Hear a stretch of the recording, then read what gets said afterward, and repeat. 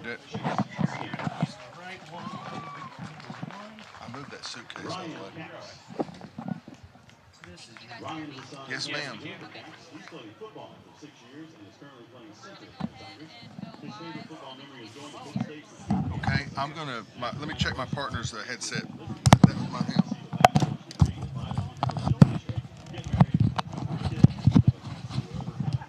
Okay, you got it.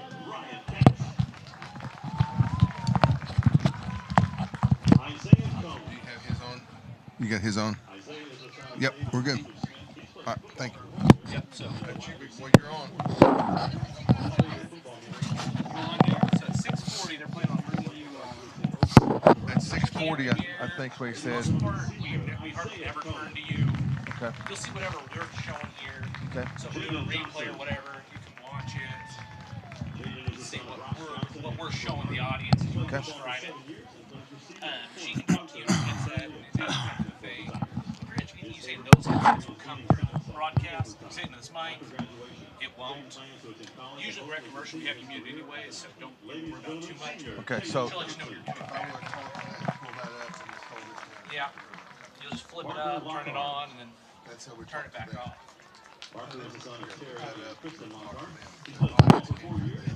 This kills it. No, we'll kill it down there. But you just, it's always safe to assume that's a hot mic at any point. But usually you can wait in your head. Okay. So they'll tell us that we're coming to camera. He said, don't really look at it, just kind of talk to us like we're talking. We'll almost never use it, but what it tells us is if you have your headset on, if you're sitting here, we might rarely, if you want to be on camera, throw it up, but it's not what's going to tangle. It tells us Yeah. We're not big on being on camera. Okay. All the commercials, they'll tell us what they're going to do. Yep. She'll be down there and she'll be like, hey, go to commercial. A lot of times, if you're kind of done and you see it's, right, and you're like, we're going to take a break, she'll take your cue. She's listening to everything that you're saying. So if it's a time out, let's take a break. We'll run some commercials and try to come back as soon as we can. Yeah, you can say that. Yeah, be like, you're watching wireless TV, that's great. Like right now, they're playing, this is what they're showing. She's got you muted. She'll let you know. I think it's here about 12 minutes and 6:40. She's got 6:40 is what we're going to talk about. Yep. You know anything about that? Not very much. I can look it up. Yeah, if you've got anything You like it, kind of thing. I talked to him a little bit about the freshman quarterback. We're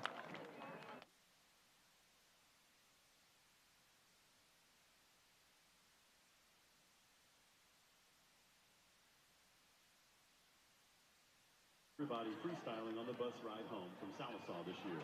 After graduation, he plans to attend OSU IT in Oklahoma to study automotive, marry a beautiful woman, and have a lake house. Ladies and gentlemen, senior Killian Wood.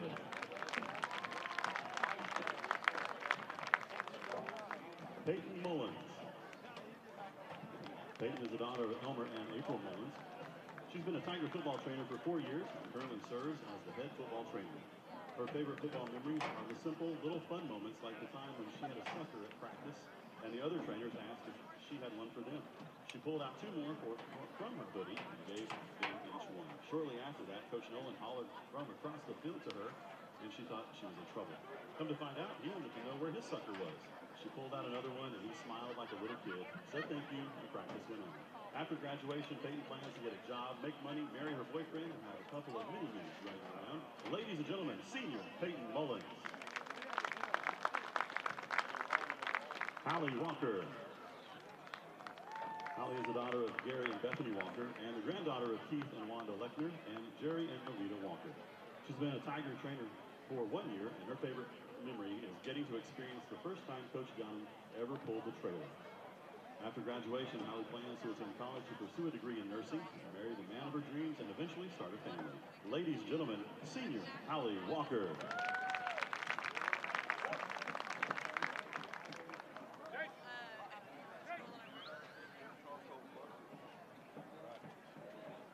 And now for our cheer seniors. Caitlin Burris. Caitlin is the daughter of Dean and Gail Burris. She's been cheering since the first grade and currently serves as a team leader for the Tiger cheerleaders.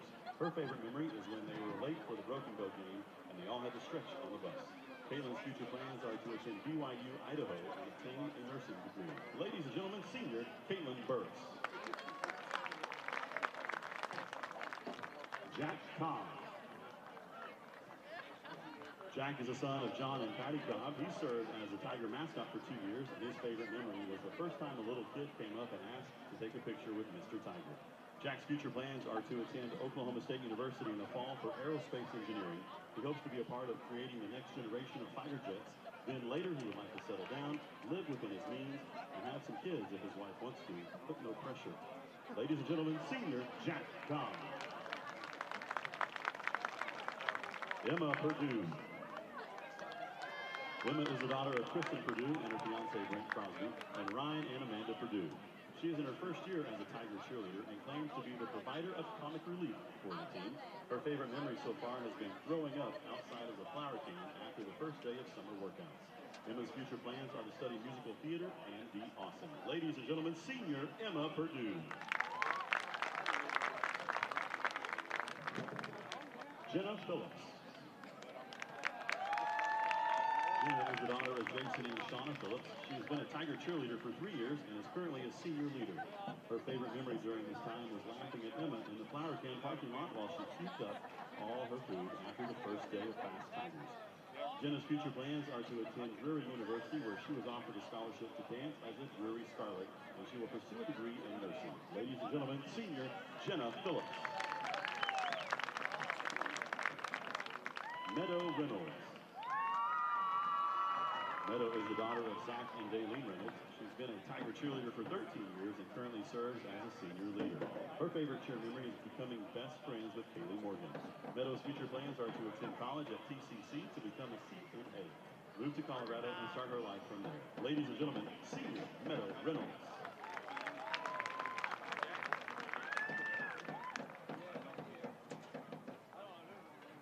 Adriana Arnold is the daughter of Chris and Crystal Dean. She's been involved in cheer for 13 years and currently serves as a senior captain. Her favorite cheer memory is dancing on the sidelines of last year's Reveal game and seeing the side eyes of both Miss Bethel and Miss Agnew. Adriana is also a member of our Royal Regiment, where she serves as the visual and high brass captain and a section leader. Her favorite band memories during her 8 years of band was threatening to push Tyler Jones down the bleachers every single football game of her sophomore year. Adriana plans to attend OSU, where she will eventually pursue a doctorate to become an emergency medicine doctor. Ladies and gentlemen, senior Adriana Arnold.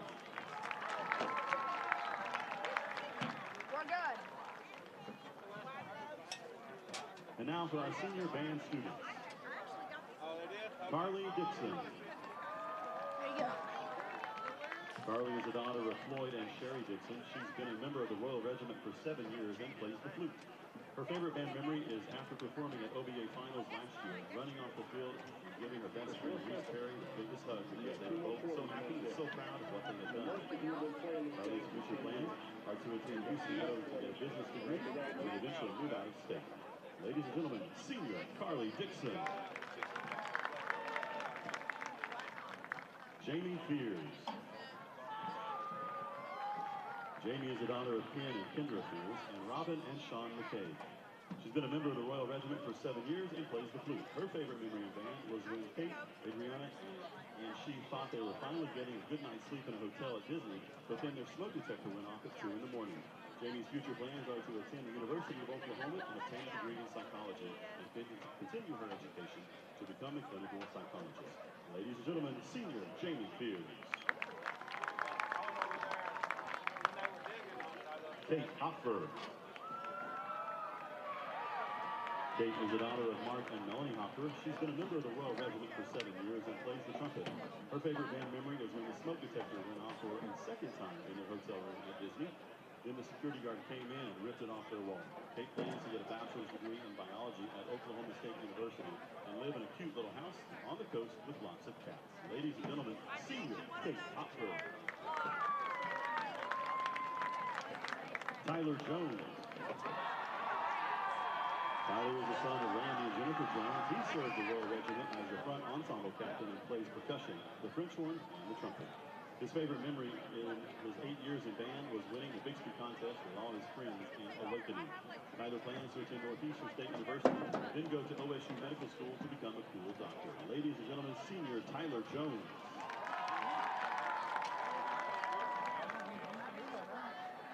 Brianna LaMontagne. Brianna is the daughter of Jeff and Barbara LaMontagne. She's been a member of the Royal Regiment for 7 years and plays alto saxophone. Her favorite band memory is when Miss Hopkins handed her a letter in 7th grade saying that she could play the saxophone and she could. She was so happy because Miss Hopkins inspires her so much. Brianna's future plans are to get a Master's of Science in Nursing at OSU and become a surgical nurse at a great hospital. She hopes to one day go backpacking in Europe with her mother, and she wants to live in a beautiful Victorian home on a bunch of land with her family. Ladies and gentlemen, senior Brianna LaMontagne.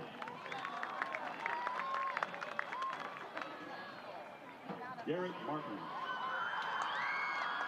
Garrett is the son of Anthony and Jennifer Martin. He has served the Royal Regiment as a saxophone section leader, where he plays the tenor saxophone.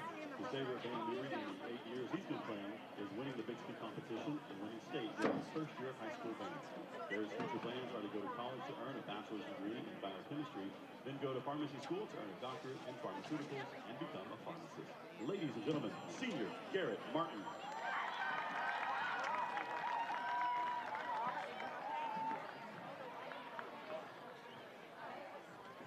And now for our cross-country seniors. Simeon Adair. Simeon is the son of Michael and Brandy Adair. He has been in cross-country for 1 month. He serves as the starting hype man and comedic relief for the team. His favorite cross-country memory is being the first boys cross-country team to make state. Simeon's future plans are to attend college for occupational therapy, and after that, marry a tall, beautiful babe who puts God first. Ladies and gentlemen, senior Simeon Adair. Carl Garrett. Carl is the son of David and Natalie Garrett. He's been in cross-country since middle school, and his favorite cross-country memory is running for the last time at state with his teammates. Carl's future plans are to go on a 2-year mission for the Church of Jesus Christ of Latter-day Saints. He then plans to attend Brigham Young University in Utah. He doesn't know what he will do after that, but he does know that he wants to become a successful and loving husband and father. Ladies and gentlemen, senior Carl Garrett. Cooper Glasgow. Cooper is the son of Jay and Michelle Glasgow. He's been in cross-country for 7 years and is currently serving as the team leader. His favorite cross-country memory is watching Simeon almost pass out during his first ice bath. Cooper's future plans are to attend college and see what happens from there. Ladies and gentlemen, senior Cooper Glasgow. Trip Jackson. Trip is the son of Jason Hughes and Eliza Hughes. He's been in cross-country for 4 years, and his favorite cross-country memory is seeing Carl's reaction when he had to run again for state. Trip's future plans are to marry rich and die old. Ladies and gentlemen, senior Trip Jackson. Cassidy Statch. Cassidy is the daughter of Jeff and Heidi Statch. She's been a member of the cross-country team for 1 year, and her favorite memory is when it started raining at one morning practice, and they looked ahead to see their saving grace, which was Coach White at the corner to pick them up and drive them back to school. Don't tell Ruby. Cassidy's future plans are to attend OSU for psychology, obtain a master's degree, and live in one of her many desired states while keeping her friends and family close. Ladies and gentlemen, senior Cassidy Statch.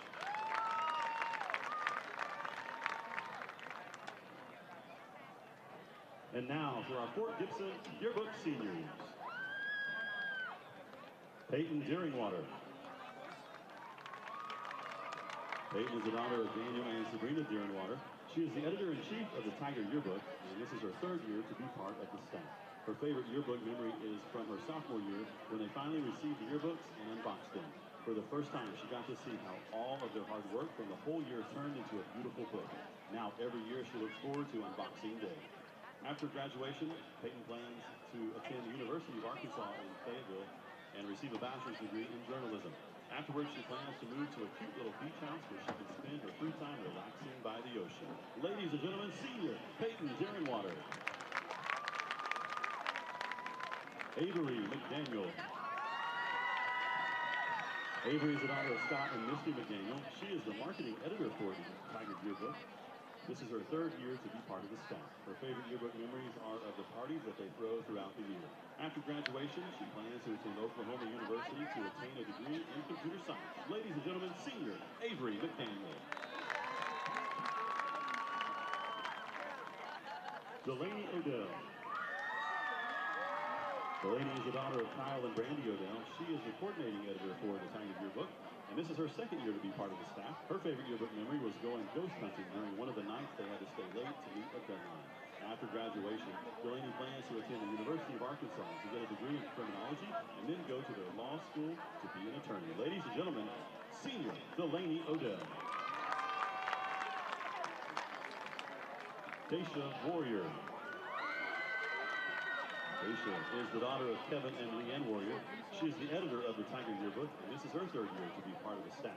Her favorite yearbook memory is when they would go to conference meetings and get to bond as a family.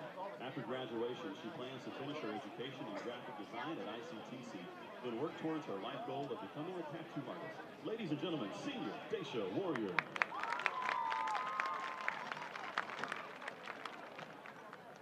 Let's give all our seniors a big round of applause.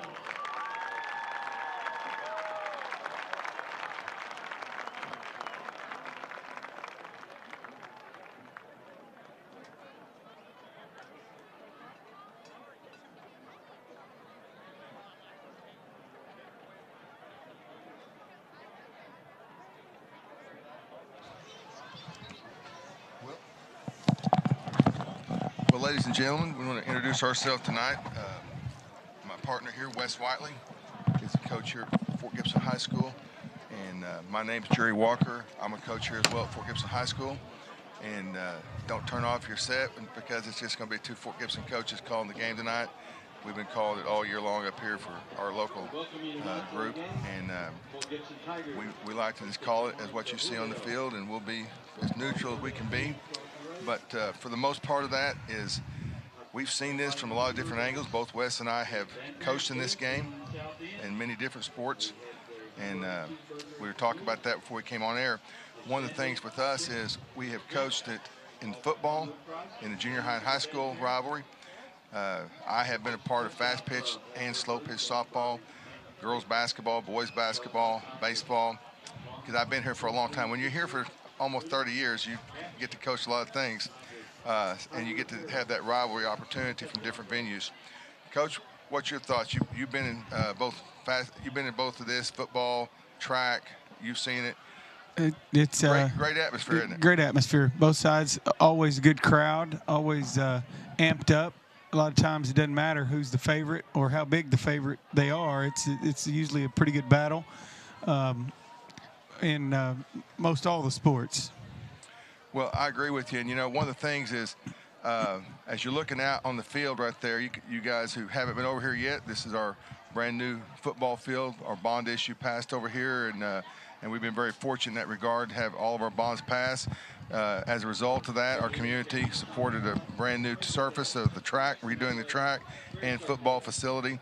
The field playing surface, great.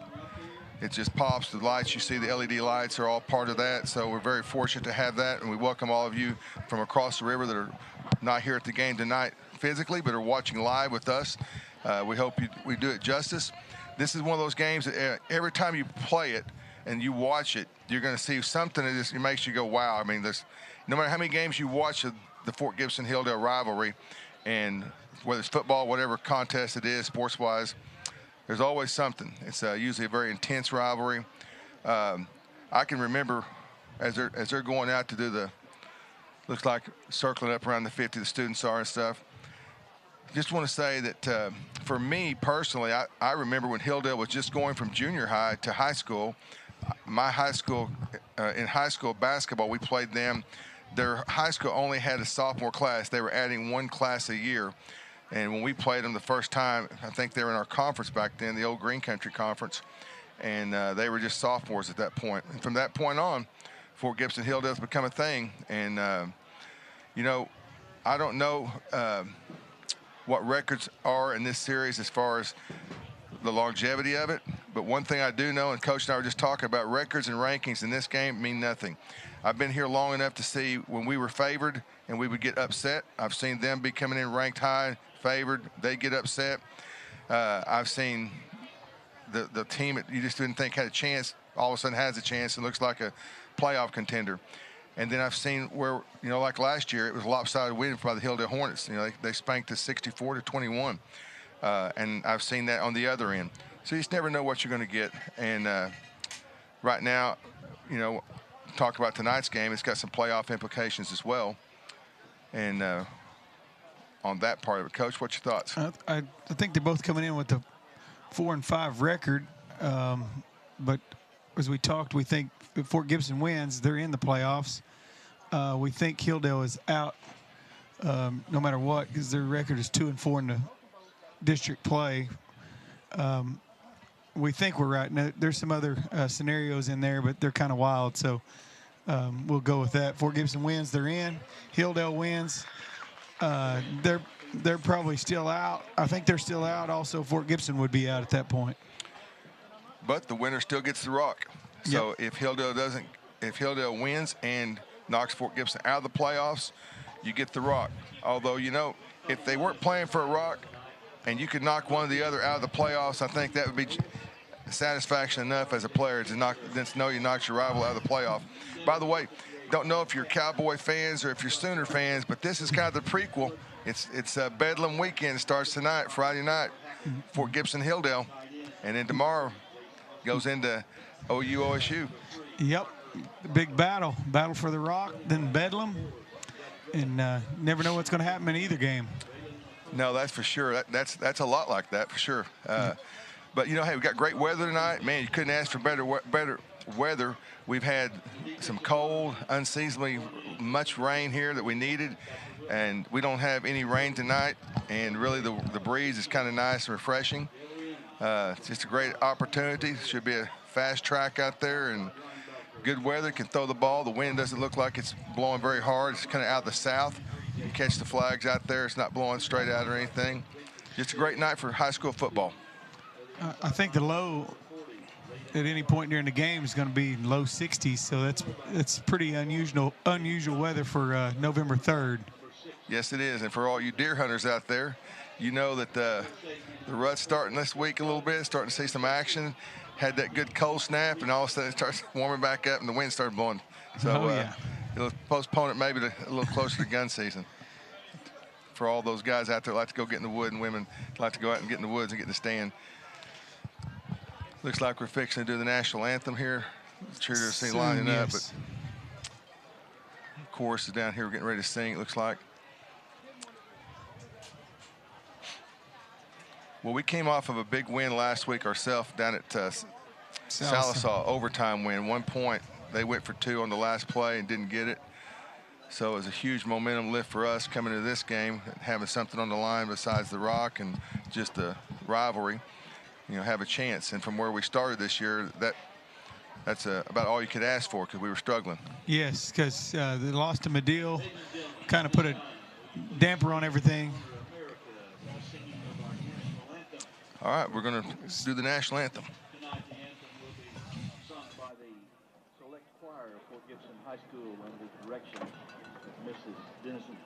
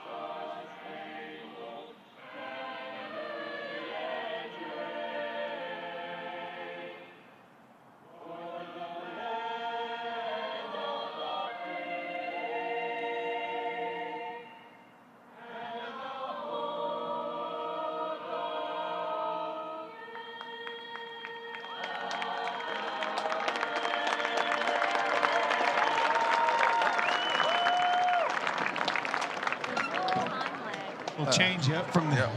usual band performance. Band usually knocks that out. We've been very fortunate. Our band was state runner-up this year. And kind of battle of the bands last week. Sallisaw won the state championship. I think it's their third year in a row to win it down at Sallisaw. And I think we've been runner-up those years with them. So that was kind of a battle of the bands, battle of the football team. Yep. But I know this. One thing we can all agree on, no matter what side of the river you're on, we both like the red, white, and blue, and a lot of patriotism. One of the best parts about living in Oklahoma. Doesn't matter what side of the river you're on, if you're playing for the Rock or not, we can all stand for that flag. Coach, what do we got? About 8:45 till kickoff. Yeah, about 8:45. Players aren't out yet. Here come the referees. Don't have a list of who the officials are tonight. Chuck London and Mike Kays walking down the sideline there. Yep. I see the captains coming out for Fort Gibson, and I don't see them yet out for Hilldale. It looks like number 1, Jaden Johnson, number 3, Parker Lockhart, number 54, Gideon Wood, number 75, Jake Spencer will be the captains for the Tigers tonight on senior night and battle for the Rock night. It is, and I just saw a glimpse down there by the Fort Gibson Tigers where the players come out there, the tunnel. I see Mr. Chad Kirkhart down there, and that young man was a quarterback here. When I first got here to help with football, I was his quarterback coach.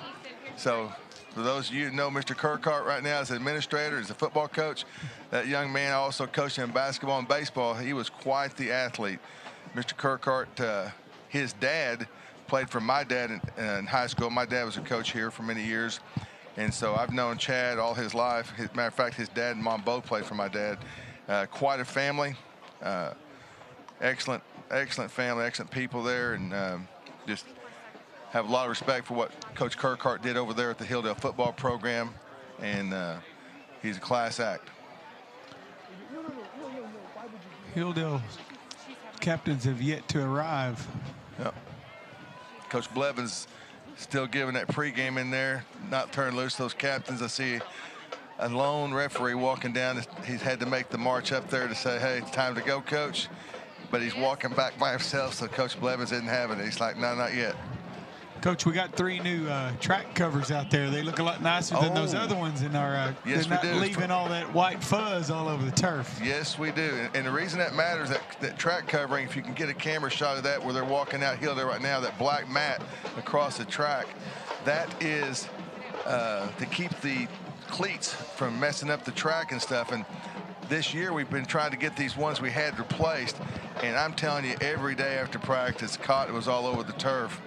And we're having to have our kids and coach, we're all picking that stuff up.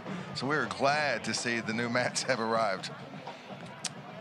Looks like they got Hornets are five, wearing white tonight. 5 or 6 captains over there. I can't read numbers yet. Looks like 4.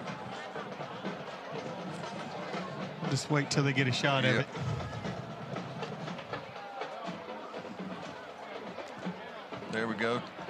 10, 54, 51, 5, 87, 25.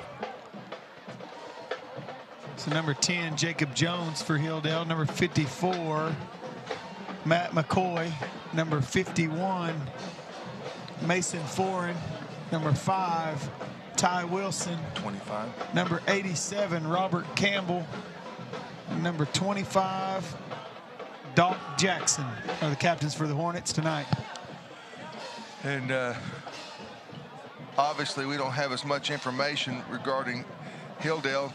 We're not really in a position to go ask Coach Blevins what his keys to the game are. No. Since we do call the Fort Gibson games, that's one of the things we do each week, is we're always like, okay, Coach, what's defensive keys to the game? What's offensive keys to the game? And so we had that side of it, but you have to understand respectfully, we wouldn't ask Coach Blevins that information. I think they'll give us the sound there, Coach, maybe on this coin toss. Yep. Will we get the sound there on this coin toss? I do believe I see the referee, the head referee there. It looks like Kevin, one of our basketball officials we see across the state. Excellent crew.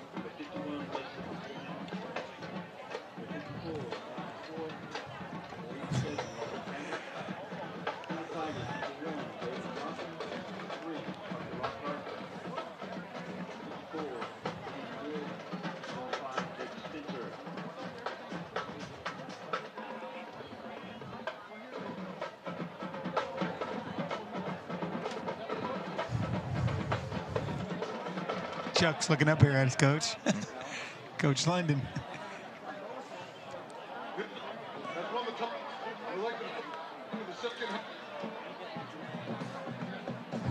Hilldale won the toss. Deferred to the second half. Fort Gibson will receive on the south end to open up 2023 battle for the Rock. Honorary captain tonight, good going. Hilldale in the toss, defers to the second half. Tigers will be receiving south end. All right, Coach, we've got about 3:20 left before kickoff. Yeah, if Coach Lowe was around,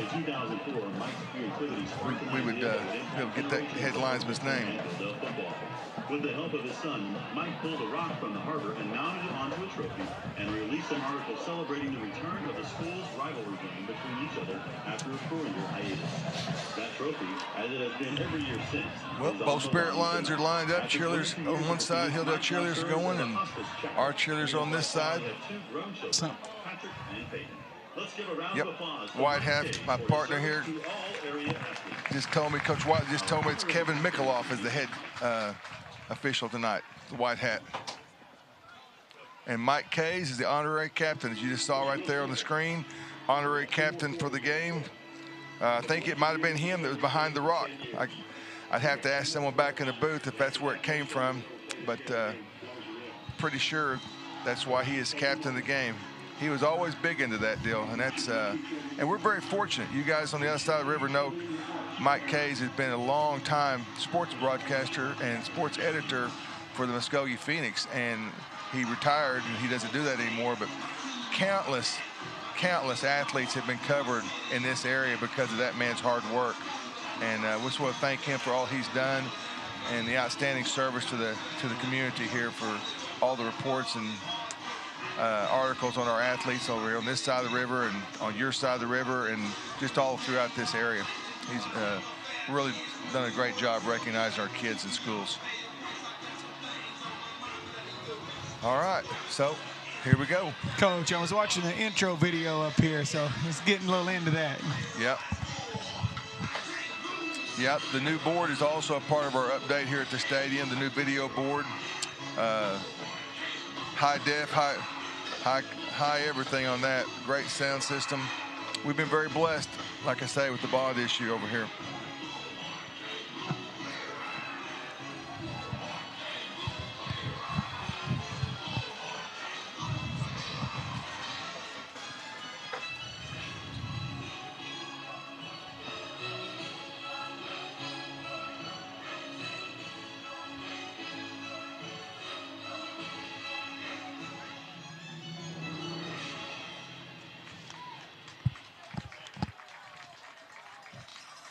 Okay, the Hilldale Hornets made it on the field, so here looking for the Tigers to make their arrival here.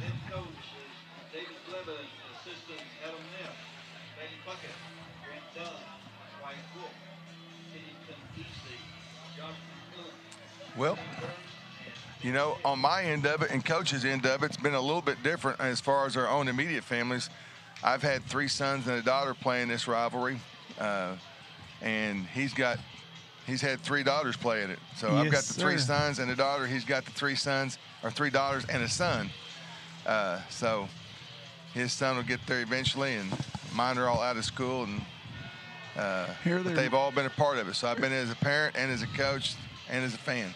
Tigers making their way down to the tunnel. Tigers are coming through. They're probably a slight favorite in this year's game if he's going off of polls. Got a little smoke going in the tunnel. Yep.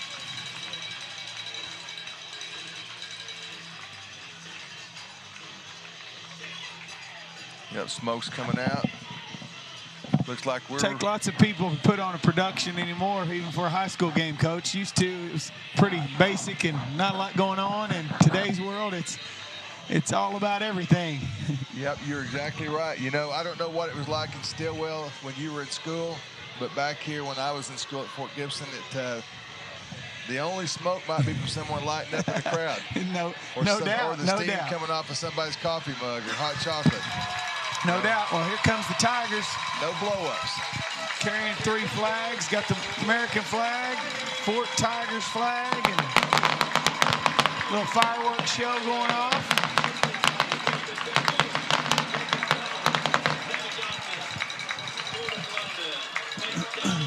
Well, Coach, the Tigers are going to have the ball first. What Coach say was the keys for the Tigers on offense? Keys for us off the bat, we got to win the line of scrimmage, and then on top of that, we need to make sure we get our one-on-one matchups when we have the opportunity. We need to take advantage of it, and we can't afford to be behind the chain. Can't have any. And I'm not going to say stupid penalties, but some non-intelligent penalties. Have to make good decisions, not let the heat of the game and the environment, emotions get away from you. You have to have a calm head in a game like today. Especially in a big matchup, big rivalry game like this. There's a lot of smack talking goes on year-round, and especially if you're a multiple sport guy, you hear a little bit of it year-round. Right. Right. We got Jaden Johnson back deep to receive.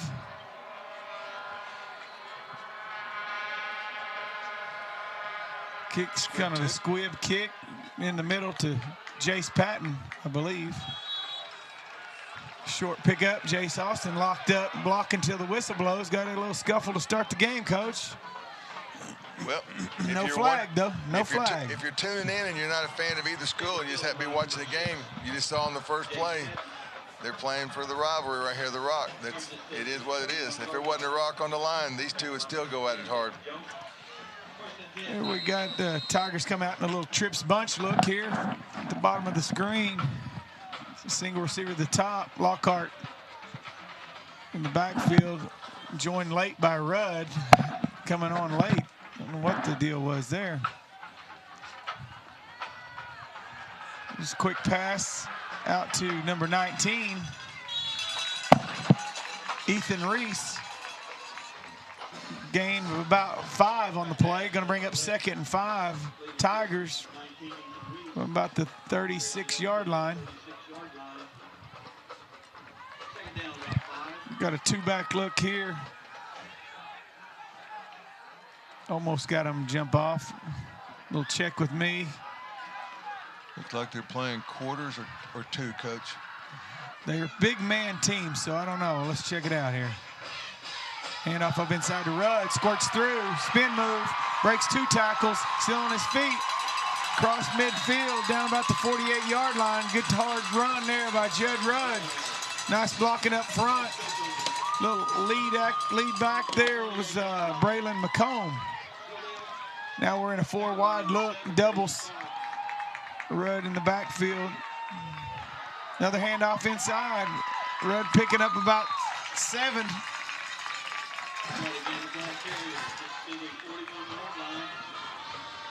I'm trying to mark down the starters here on defense for you, partner. I've got a few of them X'd out here.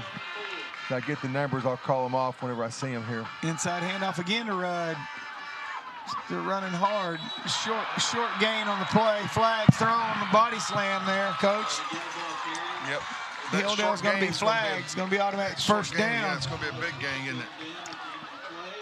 Starting up front for the Tigers on the offensive line, left tackle Stevie Vafeas, number 55, number 75 Jake Spencer, number 58 Ryan Capps, number 54 Gideon Wood, number 65 Cooper Hackett at right tackle. So that moves the ball down to the 26-yard line. First drive here for the Tigers. Here's some starters right here, Coach, for them. Ty Wilson, Brady Scott, Parker Ireland, Jacob Jones, Cole Marshall. Got another one. Doc Another Jackson. flag on Hilldale. Jumped off sides, Coach. We'll take it. Mason 4. Is that 4-hand, Coach? Looks like Mason 4-hand. And get Caden Ford. I'm missing one guy. But that's the Hilldale line. It doesn't have positions over here on what I'm looking at. So Got a doubles. it's like 4 and 4 Inside tackles. handoff. Cut back. pickup of about 4. Going to bring up 2nd and 1. 17-yard line. 17-yard line. Yep, looks like the D-Tech, left D tackle. Still 4 wide. 71, Ben Bishop. Drops back to pass. Not open, scrambling. Throws it away. Gonna bring up 3rd and 1. Good decision right there. Yep. That's why you run that on 2nd down, Coach. You got 2nd and short. You got 2 down still to pick up a yard. Yep. Trying to go for a touchdown there on 2nd down and short. Inside handoff, Rudd. Stuffed at the line of scrimmage. He may have not got there. Looks like he's about a half-yard short. Maybe got a half-yard on the play. Bring up 4th down. Big play right here early in the game, Coach. Inside the 20 in the red zone. Blowing that up right there in the middle. Like a freshman. We're still 1 back. We got a tight end in the game. 23, Jace Austin. Inside handoff. Blitz comes. Squirts free. 1st down. 12-yard line. Fort Gibson. Starting quarterback tonight for Fort Gibson, senior number 3, Parker Lockhart. Starting at tailback, number 4, Judd Rudd. Another handoff inside to Rudd. They've been leaning on Rudd this first drive. Inside the 5, Coach. Yep, brought down right at the 5. Something must have came up in film study this week because they're wearing that out between the guards. Now we got trips at the top, tied in at the bottom of the screen. They are manned up on the top. Man coverage. Move Rudd into the right side. Looks like the end's walking down. Inside handoff to Rudd. Still driving. I believe it's in there. Touchdown, Tigers. Touchdown. First drive. You can't ask for a March it down the field. Couple penalties on Hilldale. Helping out on the drive. And Rudd carried the ball all but 1 time on the drive. Pass play. Yep, threw away. I think he ran every play. What we got in here? 16 kicking the ball. That Paxton. And Skaggs. Kicks up. It's good. Tigers take a 7-0 lead with 8:58 to go. First quarter. Nice start for the Tigers. The Hornets going over to the sideline, going to have to regroup a little bit.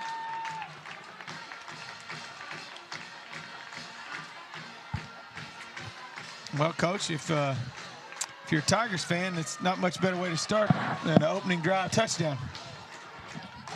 All right, we're going to take a break right here. Been watching Bravado Wireless TV. We'll be right back. Quality mobile phone service in Oklahoma is a necessity, not a preference. Bravado Wireless provides nationwide cell phone coverage for a fraction of the price of national carriers. That's why we've been able to service Oklahomans for almost 100 years and counting. Visit bravadowireless.com to find your local store and make the switch today.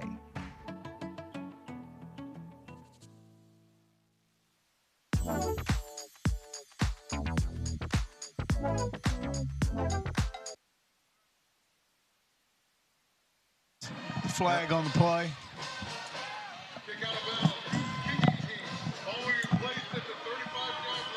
Yep. So sometimes going to that's start a bad on penalty. Sometimes for us, not knowing, having watched Hilldale this year, they always have speed kids. So for us, sometimes you might rather give them the ball at the 35 than kick to somebody. Yes, and they could choose to make you kick it again, but majority of teams are going to take the ball on 35. Yep. Here we go. Hilldale's got a freshman quarterback. Looks like someone's not covered up. Looks like Fort Gibson's playing some man. Inside handoff. Not much there. Maybe a pickup of 2 on the play. Going to bring up 2nd and 8 for Hilldale. I know Hilldale's kind of the same situation we are. They're playing a backup quarterback. It's just a little different. Ours is the senior backup, and theirs is the freshman. Yeah, number 12 is the freshman Quarterback Talon Schaefer. We got a spread formation here, Coach. Doubles, two receivers both sides. Throw over the middle, wide open. There's a tight end. Number 8, rumbling, stumbling, was on his own out there, Coach, and lost traction, goes down. Number 8, Parker Ireland on the catch on the pass from Schaefer. That was kind of the... Going to be 1st and 10, Hornets, 38-yard line. That was one of the things that we were aware of, is the tight end there, pretty good athlete. Like to throw to him. Motion, jet sweep. Number 7. Number 7, Brady Scott. Looked like 14 for us. Hudson Nafis on the tackle. Yep. Starters on defense. Number 1, Jaden Johnson, one corner. Number 6, Jace Patton at the other corner. Looks like the starting safeties tonight are Hudson Nafis, number 14. Number 19, Ethan Reese. Handoff up inside, number 22, Roland. I believe the starting inside linebackers for the Tigers are number 22, Vincent Biggs, number 40, Raiden Sharp. Starting up front, D-line, Stevie Matthias, Thatcher Wilson, and Douglas Two Shields. Outside linebackers are Parker Lockhart and Jace Austin. Motion across. H-back out the flat, little flood route. Try to get it to number 2 receiver there on the comeback. Incomplete. Bring up 4th down and 7 for the Hornets.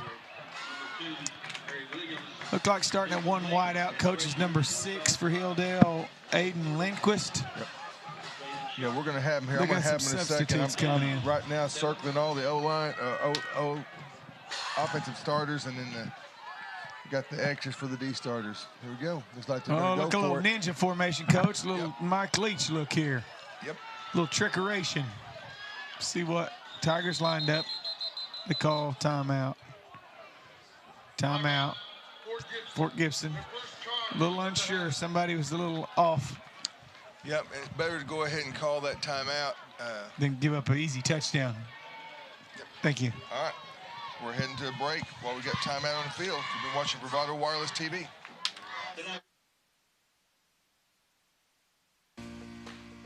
Welcome to Bravado Wireless. From right here in eastern Oklahoma, where we provide quality wireless service and nationwide coverage for just $40 a month per line. Where we go above and beyond for you. This is your local service provider. We are Bravado Wireless, and we believe in the power of connection. All right, both teams are trotting back out on the field. Fort Gibson still, Coach Bethel's talking to him a little bit still. They come back out. They're not in the ninja formation. Nope. We've got a doubles, 2 receivers Twin at the top, set, 2 yep. at the bottom. Snap. Got a blitz coming off the edge. Throw over the middle. Caught. They got him. First down. He's a little wild with the ball. Number 8 again, that tight end. First and 10 at the 16-yard line. Parker Ireland. Ireland on the catch. That was the scouting report, was like to throw the tight end, very athletic. And that's right on the money from what I'm seeing.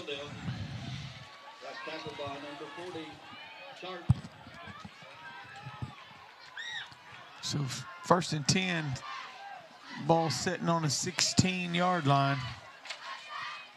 Trips to the right. This quarterback sweep left out of a wildcat formation. That was not the starting quarterback. I'm not sure who that was lined up at the wildcat. Trying to get around left end. Jace Austin, they will trip him up. Maybe number 4, Blake Johnson, Coach. Does that look like number 4 to you? Yep, number 4, Blake Johnson. Put him in at little wildcat-looking thing, formation, Coach. Yep, still there. Still in there. Going to be a little power read look. Well, up inside. Number 4 in the end zone for a touchdown. Good Blake package. Johnson. Good package right there by the Hornets on offense right there. While we're celebrating that touchdown there for Hilldale, I'm going to go ahead and give some love to the guys up front. Number 51, Mason Foran. Number 52, Caden Ford. Number 53, Pearson Bennett. 75, Cash Schiller. 76, Ty Paulson. Some of the front guys up there leading the way for that touchdown run.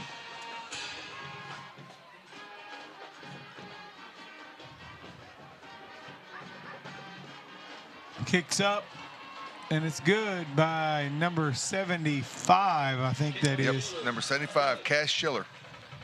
Does a little DT work, Coach, D tackle. I think looks like a 3 technique. And then he plays offensive line and kicks extra points and kickoffs.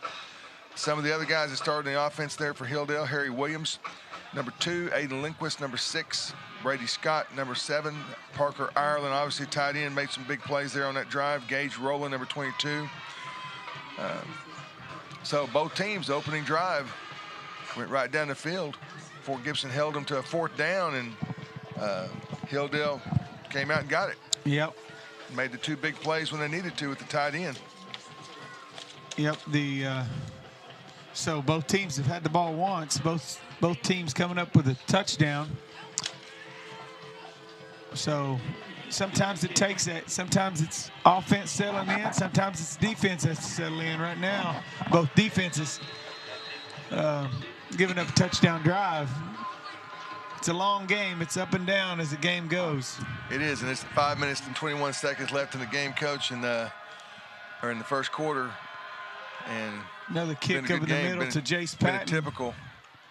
Jace taking it up to the 42-yard line. Kind of a half squib. Not sure what that was. Got a fortuitous bounce off of that one. Hey, here we go. Second drive. Same lineup in. Look. Got number 7, Brody Hanson at the top. Number 5, Chase Meisner. Both of those guys freshman receivers. Number 21, Jesus Monsivice. Number 1, Jaden Johnson. Little option look. Nice. Quarterback kept it. Little option keep up inside by Lockhart with a pickup of about 6. We'll bring up 2nd and 4. Still in a doubles look. Inside handoff to Rudd. Taking it over the right side. Picking up about 6. First down. Tackle by number 19. 44-yard line. Looked like Brayson Parker on the tackle there. Doubles for inside handoff. Blew that one up. Hilldale, they had to have something on there, Coach. I didn't really quite pick it up, but there's way too much penetration there. Looked like they were on the speed button there, and our guys were just sitting there watching because all 4 or 5 of those front guys were on our side of the ball, and our offensive lineman was behind them, so there was something there because they were all over that play.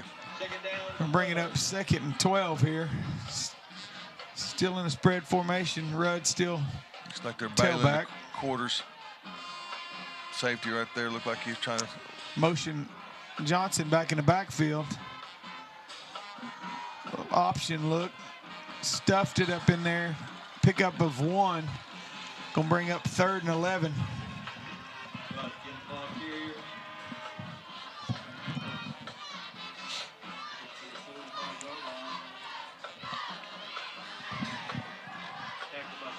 Twin sets both sides. Back to pass. Rolling right. In trouble. He's going to be called for grounding on that one, Coach. I believe he is. Well, I don't see a flag. May have got away with one there. He was outside the pocket, but the ball didn't make it past the line of scrimmage. Nope. And there was not a receiver in the area, so I believe he. Oh, there is a flag over there. Yep. Sorry, didn't see it. May I look at the screen, Coach. Mr. Mikkoloff dropped that one.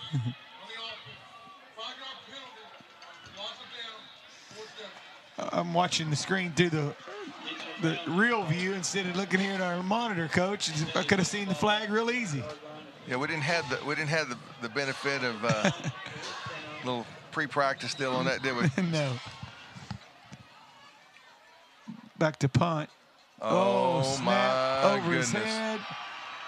Gets on it, but the ball's going to be Hilldale's gracious. ball, 14-yard line. That hurts. High snap, and all of a sudden, just like that, you're first and goal at the 10 or 14-yard line. So, not a great second drive for the Tigers there. No.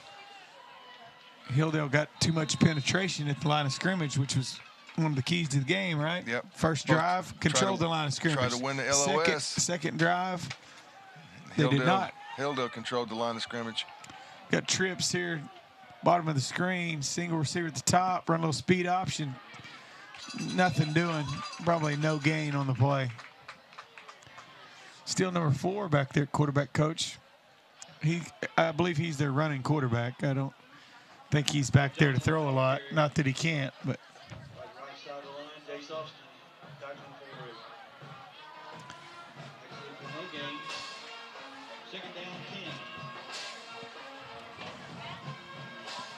We got trips, bottom of the screen, tight end to the top, number 8.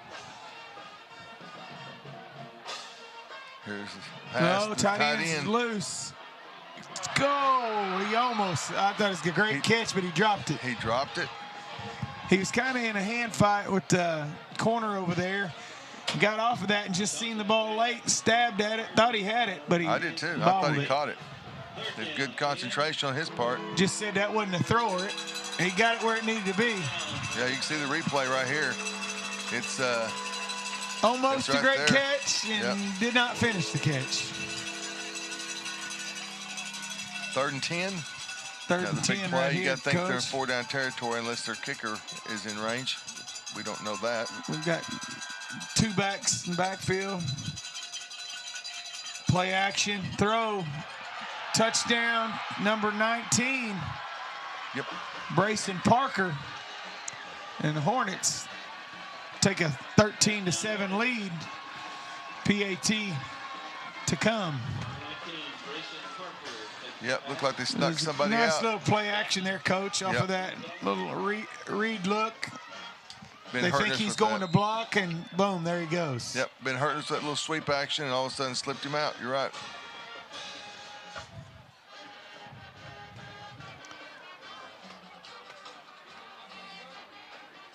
Kicks up, good. Hilldale takes a 14-7 lead with 2:36 to go, first quarter. Bethel's not happy, Coach. He's giving his defense an earful. Yep, I think one of our defensive backs I think that decided was to try a to run bust. up. I think that was a bust by our corner. Yeah, tried to Could run have up been and make corner a and play. safety combined. I don't know for sure what happened. Yep, sometimes it looks good up there to go try and make a play, and you got to do your job, or nobody's back there behind those defensive backs to help them. You miss a tackle up front, they can bail you out. Nobody bails out the D-backs. It's magnified in that position. Yep. It's the only position I ever played in high school, so I know the feeling back there, Coach. Safety and corner spot. Yep. You screw up, and everybody knows you screwed up. So they capitalized. They got the first break of the game. Bad snap on a punt, and they took advantage of it, went down, got another touchdown. Well, they've kicked every ball right here in the middle. Do we have anything, trickeration here? When a kick goes to the middle, do a little flip, toss, something. Oh, he kicks it deep that time, Coach, right to Jaden Johnson. About the 15, coming left. Drug down about the 24. Ball's going to be on 24-yard line, 1st and 10 Tigers. 2:36 to go, first quarter. Need an answer, Coach.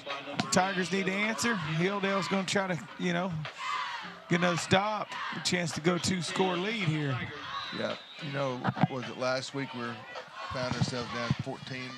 Most of the game, Coach. Yeah. It was 14 for the most part. 2 backs in the backfield. Can't panic.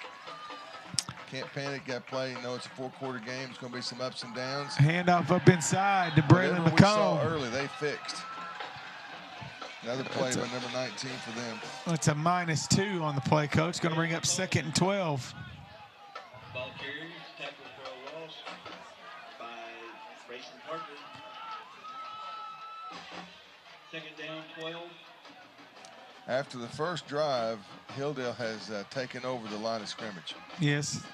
We dominated the first drive up front. Fort Gibson did. Now Hilldale's controlling it. Once again, same result. -3 on the play, coach. This is going to bring up 3rd and 15 on.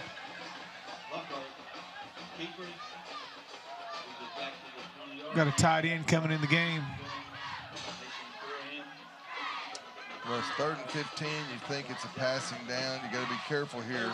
Got trips. Just had a Trips. turnover and gave them a quick score. We got to make sure we either complete it or throw it incomplete, not to one of them. Trips to the top.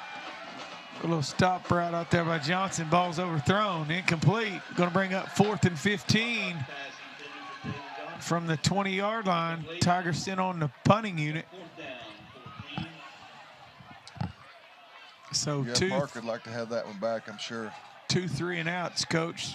Scoring drive and back-to-back 3-and-outs. Or did we get a first down on the second drive? I think we got One first down. Maybe not.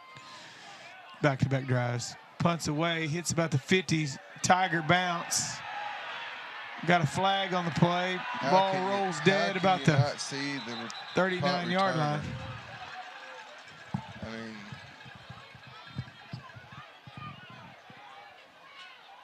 how can you just not see the only guy in the different color shirt on that side of the 50? I don't know, Coach. Sometimes you don't know what players Welcome see. to high school football, dealing with high school kids. It's what they do. Yep. It wasn't a malicious hit or anything. It's more of a wasn't paying attention hit. Yep. Well, it's like I say, the wind's kind of still what it was. Hadn't picked up or anything. Just a great night for football. I mean, if you'd have said week 10 it's going to be this weather, everybody would be glad and happy. Most people would take it. I know a few people. Like I know a few people that love the cold or would rather have it 90. So who knows? So they picked it up. I guess it was an accident, they thought, and I guess they picked it up. I think it's because the ball was, you know, way over there in front. I don't really know. Wasn't malicious.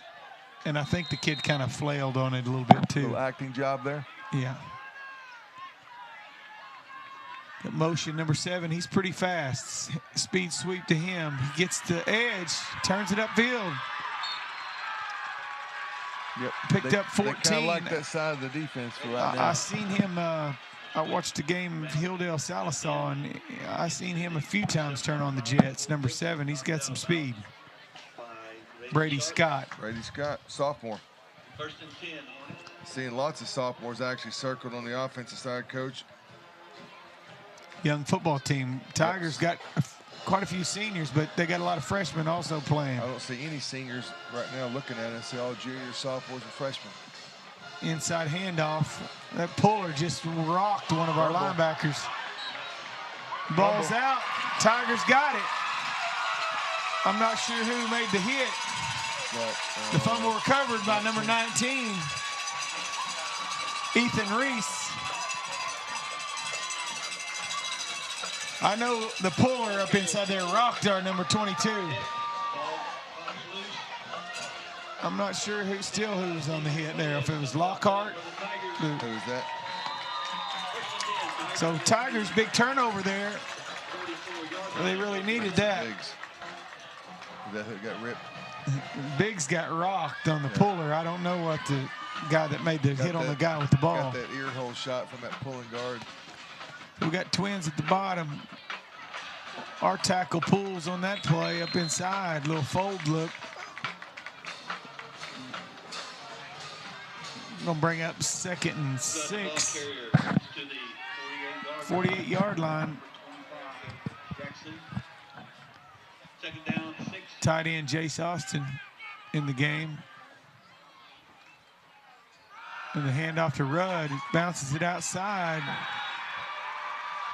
Didn't get any Guy block gets from low the end. on the ankles, takes him down for a short loss. Parker Ireland again making a play on the other side of the ball now. Going to be 3rd and 8 Tigers from the 46-yard line.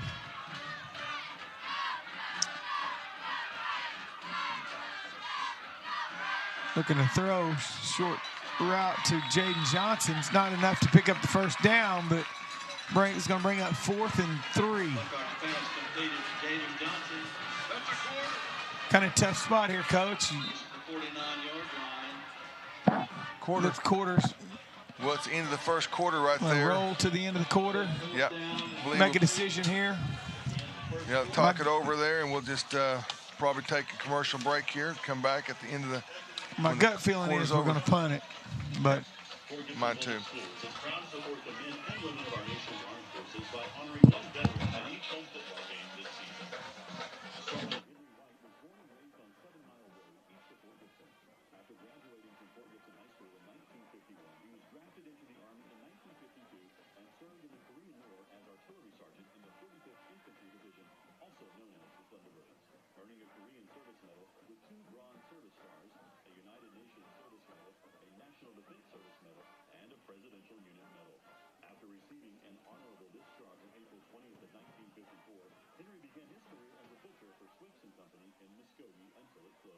He later opened White's meat processing plant east of Fort Gibson, which is still in operation today.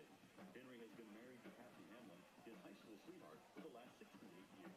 The couple have 2 children, 3 grandchildren, and 3 great-grandchildren. Henry is especially proud of the fact that their children and grandchildren all graduated from Fort Gibson High School, that his daughter Carla and son-in-law Ronnie taught at Fort Gibson schools for a combined 57 years, and that 2 of his grandsons have carried on his legacy of serving in the military.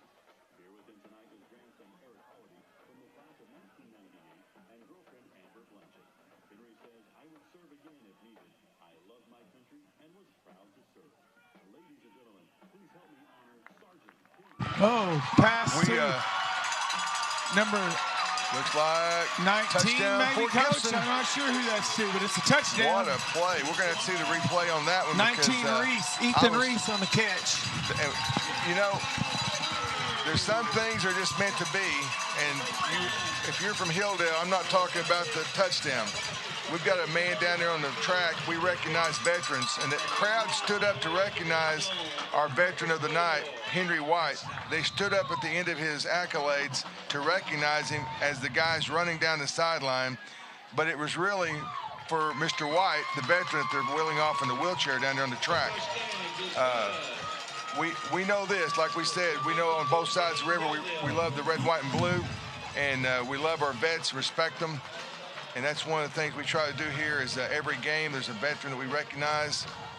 Mr. White, many of you guys will know him from over there. That, like I said earlier in the program about the deer hunting, Mr. White is the one that has that deer cattle processing plant out there, White's Slaughterhouse. And many a deer and cattle in this area has he taken care of out there. But that was a time past for him at this point in his life. And we're thankful to have the opportunity to recognize him and his family for all his service and for our country. So here we are, Coach. Just like we said, something happened fast, and there it is. Yep, 14-all, Coach, 14-all. I believe, I'm not sure there if they, I'm not sure where number 19 was lined up, if he was an H-back or what, Coach. I couldn't see it. It happened quick. May have caught him in a blitz, and he slipped out there all alone.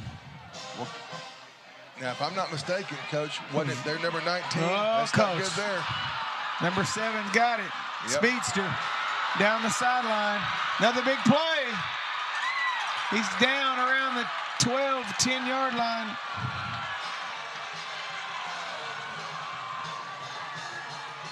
Ball is out at the 11, Coach, 11-yard line. Months of ice.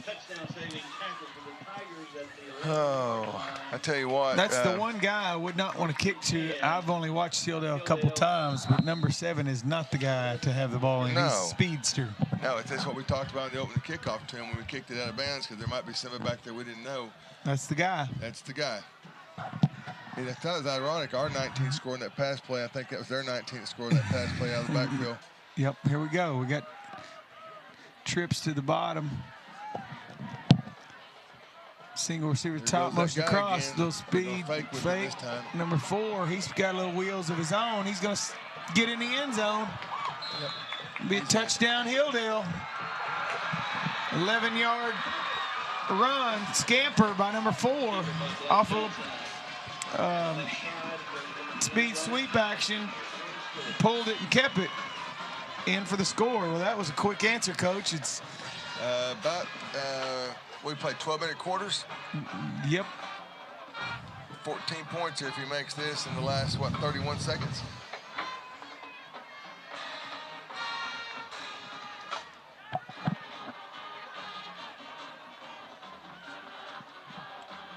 Got a guy through the middle there, almost blocked it. He missed that one.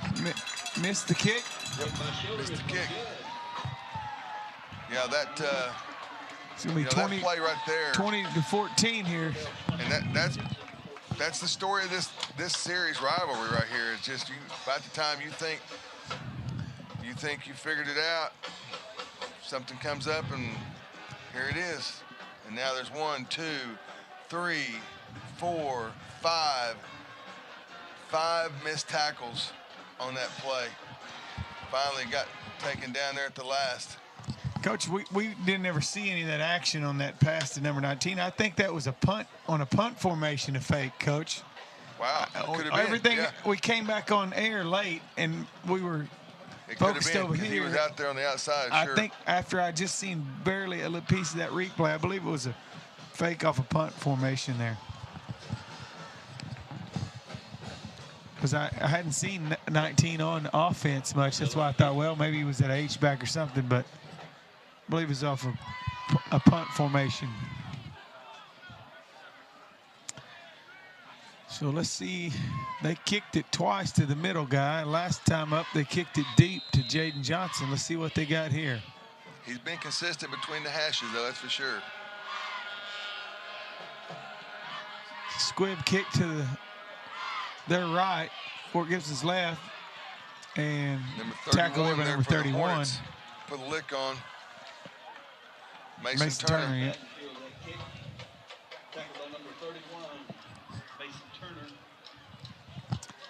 So here we go, Coach. It's answer time for the Tigers. Well, that's the way it's been going. You score, I'll score. Defensive coordinators aren't liking it. Offensive coordinators are kind of liking it. Spread formation, doubles. Inside handoff to Rudd, squirting through for about 3. Ball's going to be spotted at the 40-yard line. Bring up 2nd and 7.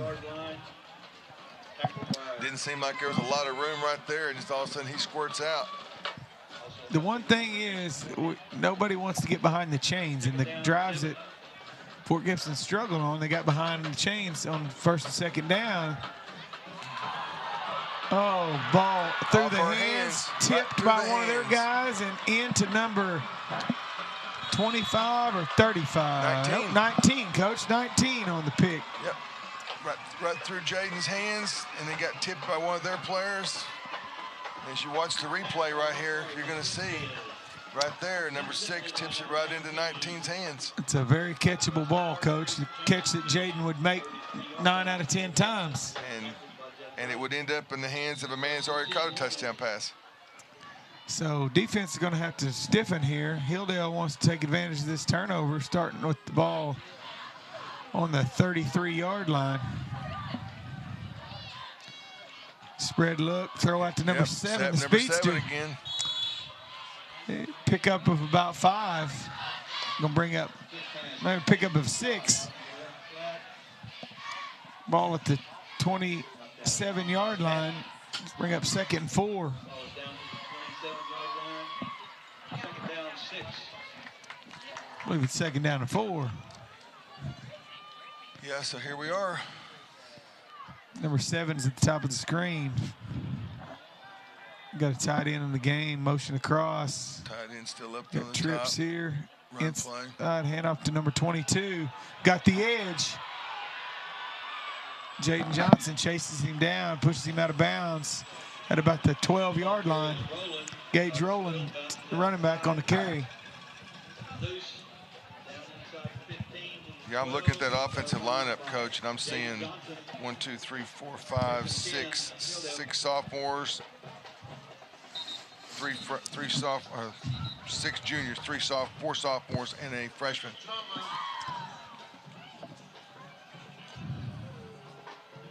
They're taking a timeout. Timeout. Officials. But they're coming back. They're coming back. Looks like he thought about it, Coach Blevins, and decided he's not going to take one right now.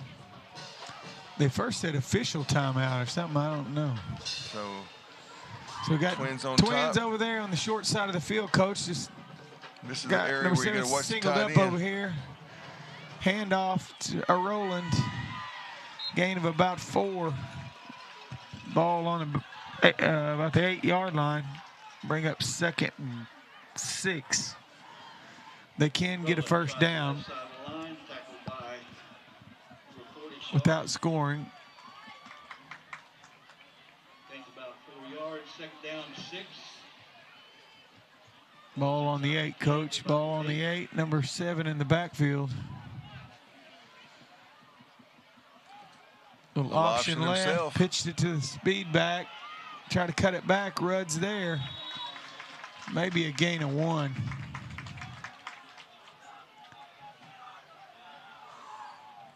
Bring up 3rd and 5.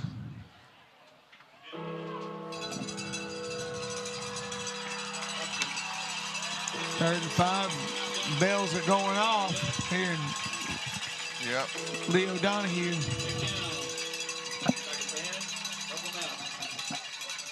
Third down, 5. Following the 7.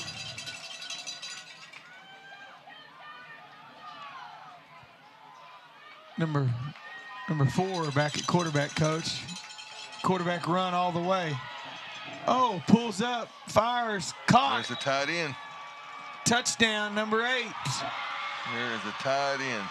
Lindquist, quarterback sold. That was run all the way. Me up here, looks like it. Tight end just goes, stops right there, corner end zone. Yep. We're going to have to do a better job of finding that tight end. He's living up to all the hype of the pregame keys for the Tigers. Just kind of keep him under wraps, and that hadn't happened yet.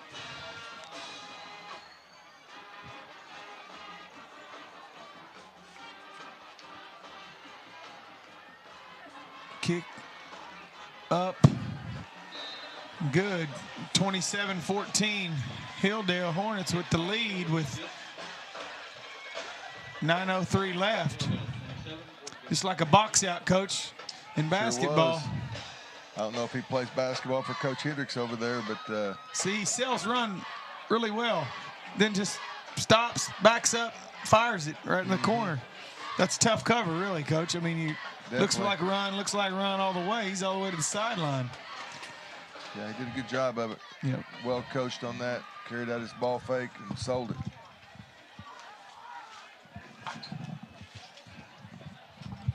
And it wasn't like Rudd was there. It was just basically, like we said, got boxed out. Yep. Well, if he doesn't play basketball for you, Coach Hendricks, you might want to go get that young man, because I know how you like to have him block out on the boards and not get those second, third shots. He could definitely do that, look like right there, because there's a great post up in the corner of the end zone.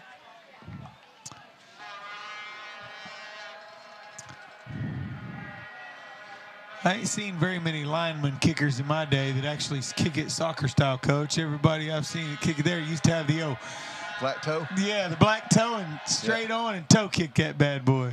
That kick goes out of bounds. Gonna be Tigers ball, 35-yard line. Coach, I can remember, I'm going to date myself here, but I can remember back when everything was the big watermelon kick. Lay it on the side and watermelon kick it. Wow. Lay it flat, yep. I never seen that. But. Now, I know some of you out there listening out here and watching this game tonight, you know what I'm talking about, that kickoff where they lay the ball on its side, don't tee it up. It may sit on the tee, but it's flat. Left to right wise, horizontal, and they kick it. It's got a little wobble to it. All right, Coach, we got 2 backs in the backfield. It looks like Rudd and McComb, Twins at the bottom of the screen. Inside handoff. ISO lead block there was McComb. Hilldale stacking it up pretty good. Yep. Pick up a of couple. 3 yards. Going to bring up 2nd and 7. Judge carries the ball to the 40-yard line, tackled by Jackson. Second Well, down 2 scores, Coach. The Tigers need to answer here. And, you know, it's kind of hard to come back and throw the football after you threw a pretty good pass and just kind of off our hands, right into their hands. But you got to kind of be able to have short memory and come back and challenge the defense and do what you got to do. 2 back, well, option look, pitch. They're all over it. I believe that's a loss of 4, Coach. We're going to bring up 3rd and 11. Last week, Coach, was the first time the Tigers broke out that look all year, and it caught Salas off guard, I believe, early in the game for sure. And right there, pick up a free 5, Coach. Yep. A little hard count. Hilldale seems to be a little more ready for that option. They've seen it on film. That's why every game there's always both sides have a few new wrinkles or some plays that they've worked all year that they haven't had to run or didn't feel the need to run, and you break them out in certain games, and sometimes they work, sometimes they don't. But got vertical down the middle with Rudd. Caught. Nice. Oh, incomplete. Incomplete. I thought he had it. He did have it. He dropped it. The replay will show it probably right Bring there. up 4th and 6. I must. Oh, yeah, he rolled over with it. Yep. Good defensive play there, too, as well. Yeah. He had his hand in there. Back and punt formation here.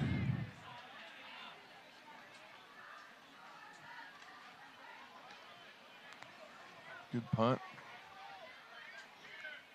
Ball takes a little Fort Gibson bounce. Going to go dead around right at the 20-yard line. So with 7:32 remaining, 2nd quarter, Hilldale's going to take over. 1st and 10, leading 27-14 here.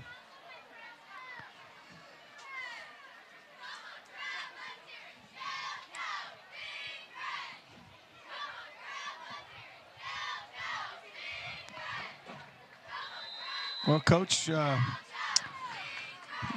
what adjustments we think we're going to need to make here on defense? You got to know where number 7, and number 19, and number 8 are. And then the Rowland kid runs the ball pretty well. Handoff up inside. Rolling right there. Hit for about no gain, but he still churns it forward and picks up a couple. So going to bring up 2nd and 8. Maybe, I guess he picked up 3, Coach. 2nd and 7. There, yep. Golden ball carrier.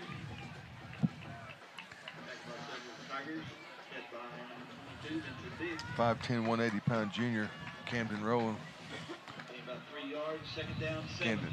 I'm sorry, Gage Rowland.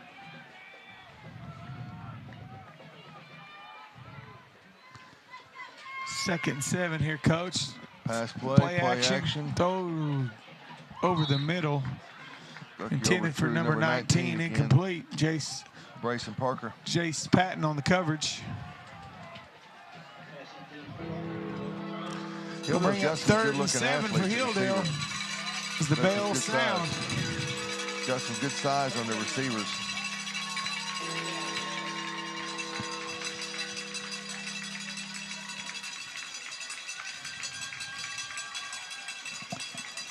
Got tied in at the top of the screen. Twins at the bottom. Looking to throw over the middle. Missed his man. Threw it behind him. It's intended for number 5, Ty Wilson. Looked like he snuck Mr. Rowland out down the sideline there. Little wheel route looked like was in process. 5 actually on that play. Number 5 was open. The quarterback just threw it behind him. Yep.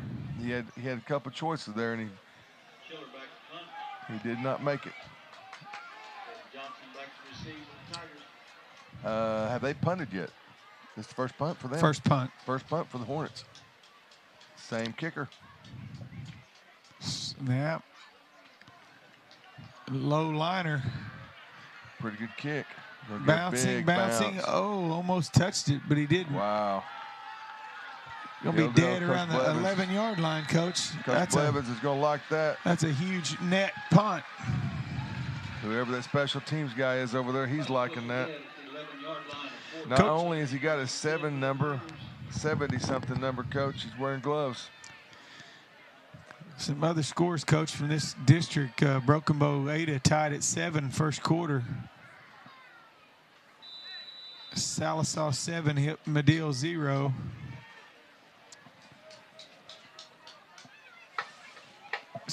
Poto up 33-0 on Stillwell.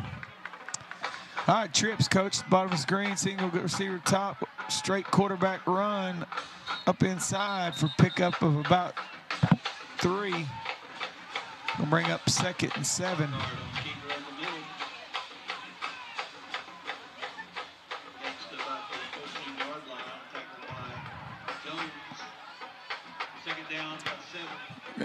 Spread, 2 receivers on each side, doubles look. Rudd still in the backfield.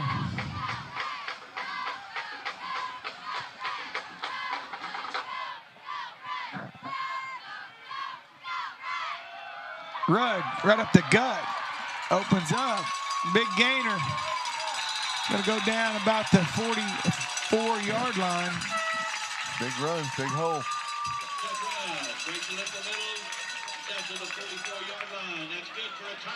Hurry up, they're going to go quick. They're going to catch him with doubles nope, here. They did not catch him with somebody off the field. Oh. Flag. Stacked up, then hit from behind. See what that flag is. Looks like it's on our side for maybe motion. Yep, he's pointing at one of our receivers.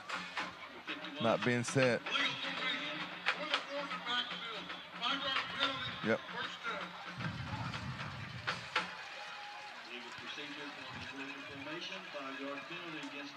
Yep, not on the ball, Coach. Not on the ball. You know, that's one of those penalties that drives the coach nuts. I mean, if you're supposed to be on the ball, how do you not be on the ball? Yeah. You're right. If you're the outside guy, you're right by the referee and the marker. Yep. Doubles look, Coach McComb in the backfield. Handoff up inside to McComb, squirting 3. Still running hard. First down. Carrying some guys. Whistle finally blows. That might be. Goes down about the 43-yard line. It's going to be 1st and 10. Are they marking it at the 44-yard line? 44-yard line. The 2 running backs for Fort Gibson are both juniors, but they're totally different. One's a straight ahead, good speed, physical. The other one's got the moves and the speed. Quick and drop, going deep for Hanson. Overshot. Yep, he was covered well there. Number 11. Going to bring up 2nd and 10. Looked like Cole Marshall, 6'3" junior. Good coverage on the play. Tigers back up here quick. A hard count. We'll check with me in the call. Hackett pulling, leading up inside. McComb hitting it hard. Picking up a gain of 8 there. Gonna bring up 3rd and 2. 4:36 to go. Clock rolling. Huge drive here, Coach. Try to get within 1 score. Handoff inside. He's close. Maybe down a little short. About a yard shy of the 1st down. Gonna bring up 4th and 1, Coach. I don't think there's any doubt what he's doing here. Yeah, this is in go territory. Bringing another freshman in right here, tight end or bringing in some more run tackle, support. Yeah, whatever you want to call Cushman. him, number 50 for the Tigers. Gonna get a timeout. Zach Cushman. Official timeout.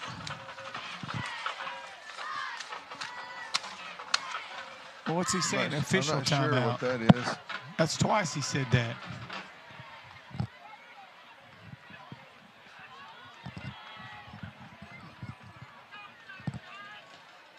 It ain't even close to a 1st down, Coach. Why would they say official timeout? Conferring on that, it ain't even it's right on the 35-yard line. The marker's sitting from here. I think they might have asked because I think they picked up the first marker and went down there on the first run. They sent him back, the down marker. Oh, okay. So they're making sure it was set. So here, Tigers 4th and 1. They're going to bring some heat, I bet. Squirts free, picks up the first down. They did bring it. Ball on 32-yard line. 1st and 10 Tigers with 3:40 and counting. McComb comes limping off, coach, shaking up on that play. Got trips, bunch. Can't have Bottom that. of the screen, Hilldale jumps. Offsides. Free 5. It's almost like McDonald's, coach. Free fries Friday, free 5 Friday. We'll take it. That's at least 2, maybe 3 5-yard freebies we've gotten. The ball to the 27-yard line. When your offense is kind of sputtering, you take all the freebies you get. We are a trips bunch again, coach. Here in a minute, we're going to get some crossing action out of here.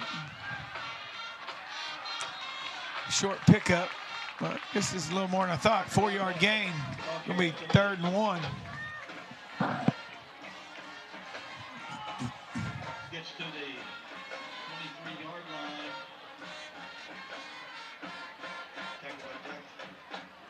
line. Oh, slicing off the edge there. I think he's still got enough for a first down. Maybe close. Ball carrier, Jackson. 3rd down and very short.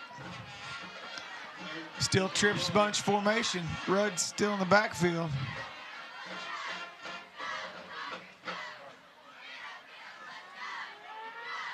Up inside, stacked up. I'm not sure he got there, coach. He's got his fist up as it's in 4th down again. Yep.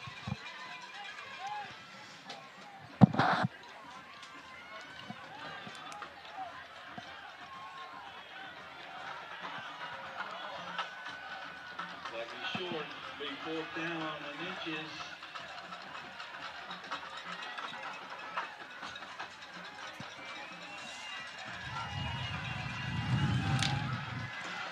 Here we go. Oh, Keep got him. Nice little call there. Yep. Fake the handoff up inside the run, keep it around the edge. The way they were keeping bringing those ends off, they're peeling in. And I don't blame them because we've been pretty consistent. Yep. Defensive coordinator for Hilldale. Well, in that short yardage there, they'd been stacking it up pretty easy up inside, and you're 5 yards deep. So another keep by Lockhart up inside, probably a gain of 5. Yeah, it looks like he gets more than that, but he falls or he hits his knee and kind of lunges forward a lot of times. I think his pickup of 4, maybe 5. Yep. I thought he got down to the 10, but when I looked at it, 2nd and 5 on the screen. Timeout, Hilldale. 1:24 remaining, coach, in the half. Huge drive here. Timeout, Hilldale. When you come back, Fort Gibson has 2 down, 6. It's off a little.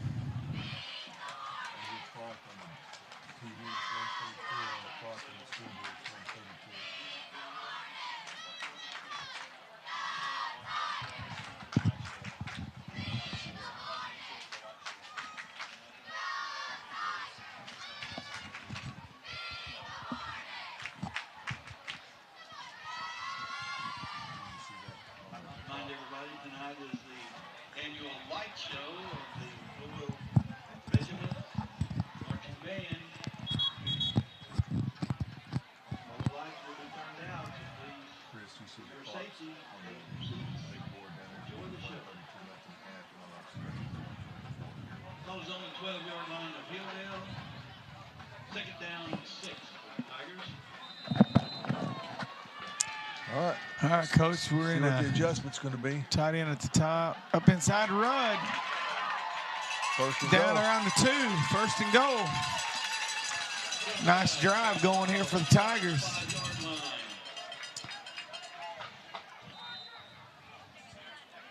125 and rolling. We're going to try to slow down, I think, here a little, coach, and kill a little clock. Don't leave as much time for Hilldale, which is smart. Got 20 on the play clock. It's just one of those things that for all us old timers out there, we look at 2 yards away or 1 yard, we're in the gun. Or it's third and short, fourth, third and 1 or fourth and 1, and we're in the gun. Yep. And that's just the style of football today, whether you're NFL or college. I mean, that's what they do. They get in the gun. Picked up 1 there, coach, so we'll get to milk a little more clock. Milk some clock. We don't want to leave too much time for teams anymore either. No, and they're going to get the ball to start the half. You see so many college games, even high school games anymore. These people are used to going faster, so you leave any time on the clock, teams can go down and score. Here we're not going to leave many, but we need to get in the zone. Touchdown, Rudd. Touchdown. Good job blocking out there. Good job blocking up front there by the Tigers interior line. Lights going on and off here. A bunch of them. Stevie, Matthias, Spencer. Looks like Cavs.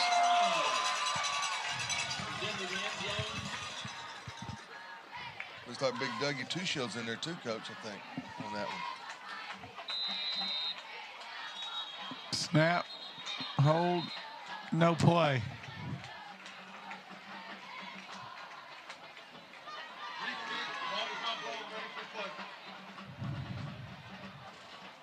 Reed kick.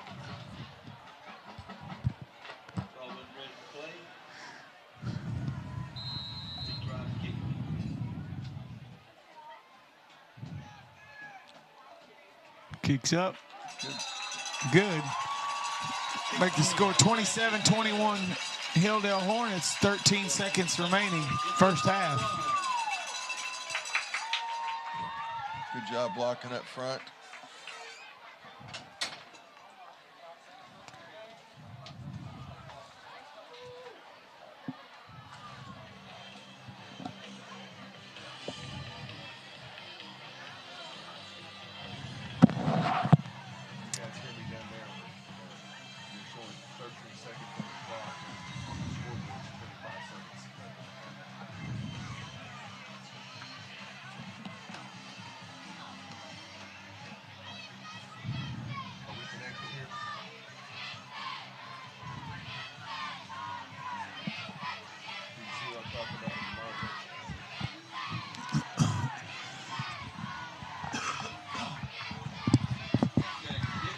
All right, here we go, coach. I take that. It's 25 seconds remaining on the play, on the clock. Ball's kicked. Guys brought down around the 44-yard line. Now there's 17 seconds on the main clock. Marker.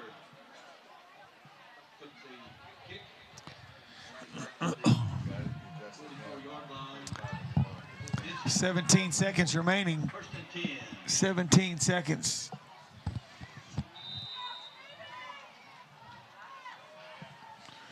First and 10 Hilldale here. Coach, I don't believe they'll do anything other than maybe. I don't know. A lot of speed out there, coach. Hand it off and get to the second half. Nope, they're chunking it. Roll out. They're chunking it. Throw and up. Oh, tipped, caught, gets out of bounds with 7 seconds remaining. Another one right there. Could have been us. Hit us in the hands. They got that kicker that can kick a long way, so maybe they're thinking, hey, we get another 10 here, we have a chance to kick it. 2 tip passes, found them both times, and it definitely finds good people. Found number 19 one time and number 8 the other time. 2 good Got a athletes luck for on the your Hornets. side there. Is that their second timeout, coach, or third? Okay, second timeout there. They got one remaining. Listening to Mr. Mikaloff there. Probably going to go take a timeout here right before the half, go to break. And we appreciate you listening to Bravado Wireless TV.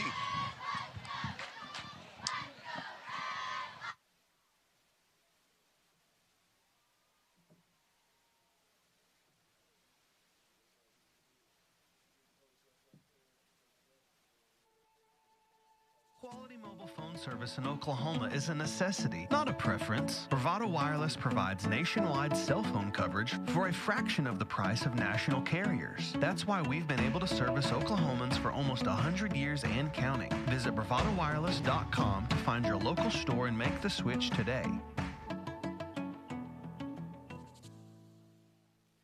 We are 7 seconds left. Looks like they got Hilldale's got a pretty good kicker. Probably going to try something here quick to the outside. Try to pick up quick 10 or 12. They got 2 timeouts left, so. Got out of bounds again with 3 seconds left. I don't believe they're in field goal range. He called timeout again. 36-yard line.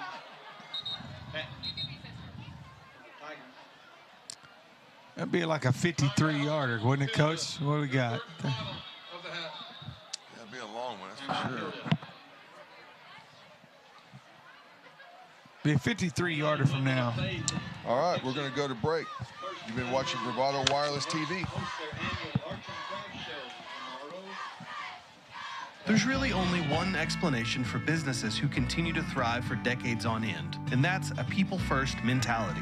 Bravado employees live within our existing coverage area just like you. Our kids go to the same schools and play in the same leagues as yours. That's why so much of who we are consists of giving back to our communities, because your community is also our community. We are your family, your neighbors, and your leader in wireless mobility. We are Bravado Wireless, and we believe in the power of connection.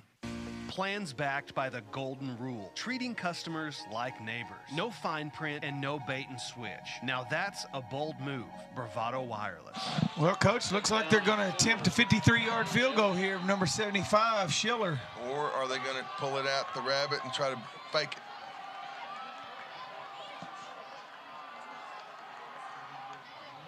Kicks up, it's well short. Bounced almost over. Yep, about 5 yards short. It's a pretty good attempt. If they go to the half here, 27-21 Hilldale, the Hornets will have the ball first in the second half. Well, for you that are watching the game with us here, you're fixing to see the light show, which is one of the big attractions throughout the year here. Our band performs at halftime, last game of the season, regular season game. And fixing to do that, and stay tuned. So we'll be leaving the air here shortly while they take the field and do their thing. But hey, entertaining half, Coach. What's your thoughts? Well, it is a battle for the rock. It's a competitive game. Both teams are playing pretty well. I mean, there's mistakes here and there on both sides, but I mean, very competitive game, both sides. Yep. What we talked about, sometimes it just comes down to a play or two, a break or two. So, well, we appreciate you listening to us, and hopefully we haven't been too one-sided or anything like that, and just brought it to you like we see it. But right now, I think you're going to really enjoy this. If you've never seen this, it's a pretty unique thing.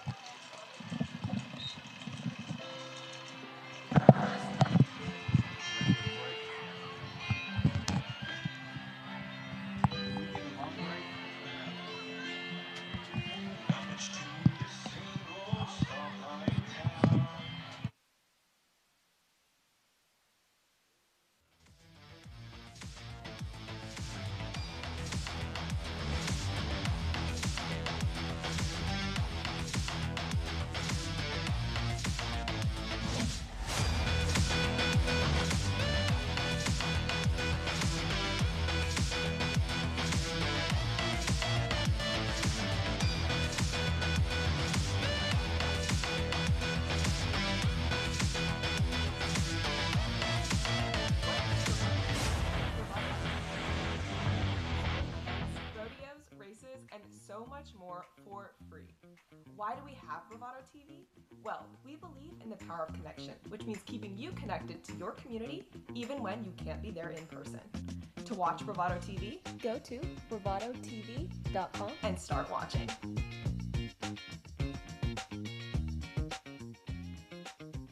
At Bravado Wireless, we don't believe in wasting your time or ours. Our mission is to serve you with honesty and integrity. That's why we offer upfront competitive pricing with no hidden fees in our plans. For $40 a month, you get unlimited talk, text, and data with nationwide coverage. No data caps and no restrictions. No matter if it's your first, second, or third line, you only pay $40 per month per line. All of that with coverage on America's best network. We're your local service provider. Come get to know us. Go bold, go Bravado.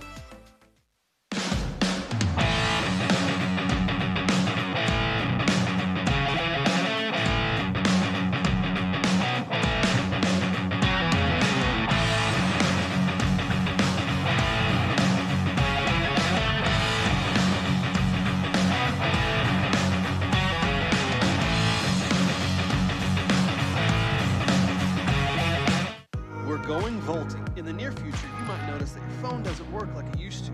To avoid any disruptions, be sure to stop by your local Bravado Wireless store to upgrade your device. Once your phone is VoLTE compatible, you'll have faster data speeds, clearer calls, and more peace of mind. We're going VoLTE. If you're not on a VoLTE compatible device, it's time to stop by your local Bravado store to see if you are eligible for an upgrade. Any phones older than a Samsung 8, an iPhone 7, or 3G data devices all need to be upgraded.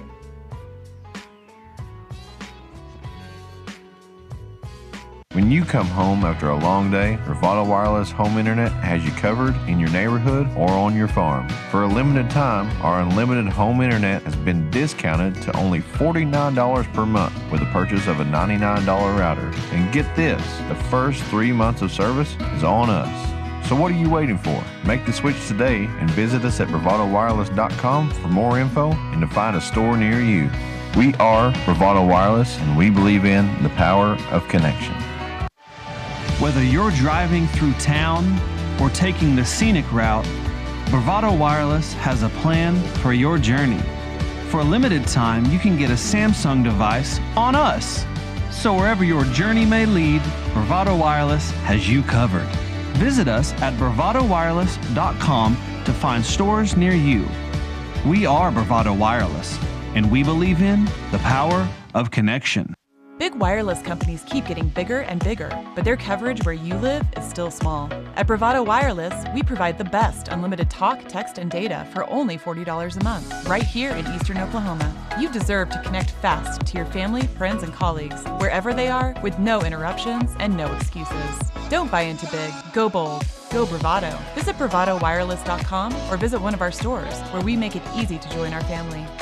Bravado Wireless, we believe in the power of connection. You are called to be bold, to connect in your home, to your community, and to the world. From your land, we are Bravado Wireless. We are your high-speed internet provider based right here in Eastern Oklahoma. With the latest technology, we offer coverage in more underserved areas than ever, with 4G LTE speeds and no installation needed. We're faster and more reliable than the competition, and at $59.99 a month, we're more affordable too. Bravado Wireless. We believe in the power of connection. Planning a weekend away in your camper? Take your Bravado Wireless home internet with you. Right now, our most popular internet plan has been chopped. While other internet providers are stuck at home with all of those wires and your obnoxious neighbor, Hank, you are free to take your wireless router to your home away from home. Visit us at bravadowireless.com to find a store near you. We are Bravado Wireless, and we believe in the power of connection.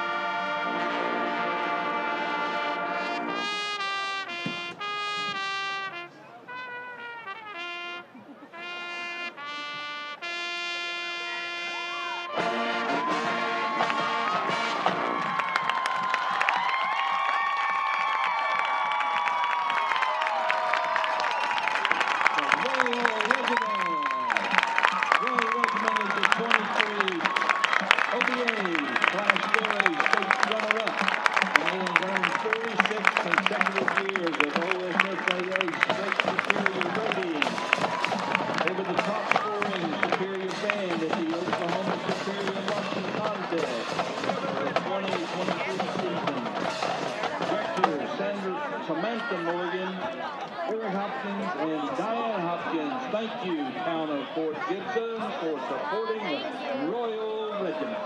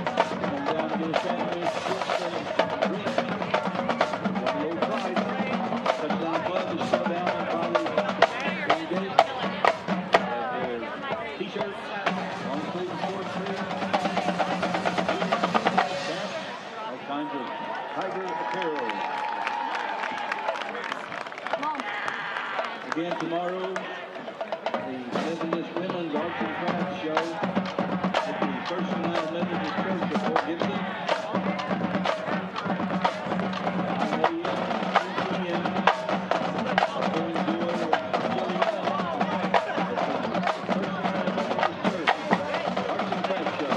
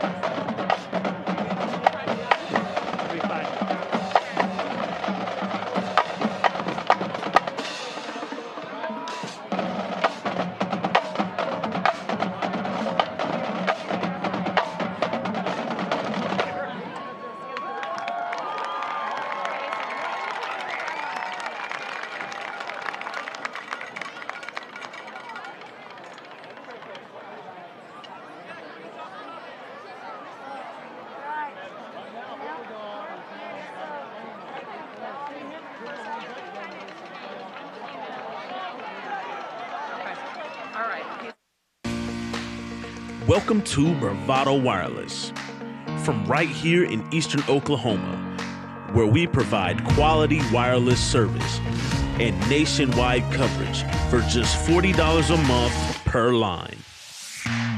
Where we go above and beyond for you.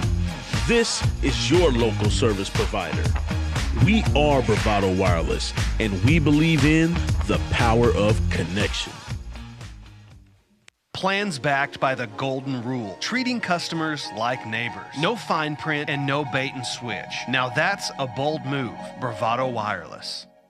Big things are happening. As promised, VoLTE is here. VoLTE is voice over LTE, which basically means clearer calls, faster data, and better connections, and upgraded tech for all of our customers. Stay tuned for more updates. We are Bravado Wireless, and we believe in the power of connection. If you haven't heard, we're moving to 5G and shutting down our 3G network. But don't worry, this is a good thing. What you can expect out of this conversion: less dropped calls, crystal clear calls, faster data, and voice and data simultaneously. Unfortunately, some older phones will need to be upgraded to a newer device capable of an eSIM. Contact your local Bravado Wireless store to find out if your device needs to be upgraded or not. And make sure you're following Bravado Wireless on social to stay in the know of our conversion dates. We are Bravado Wireless, and we believe in the power of connection.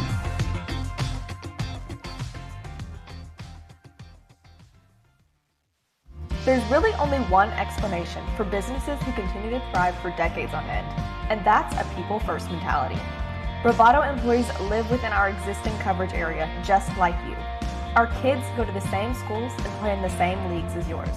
That's why so much of who we are consists of giving back to our communities, because your community is also our community.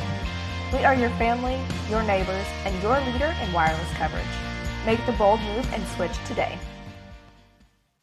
You are called to be bold, to live out loud, to make the most out of every moment.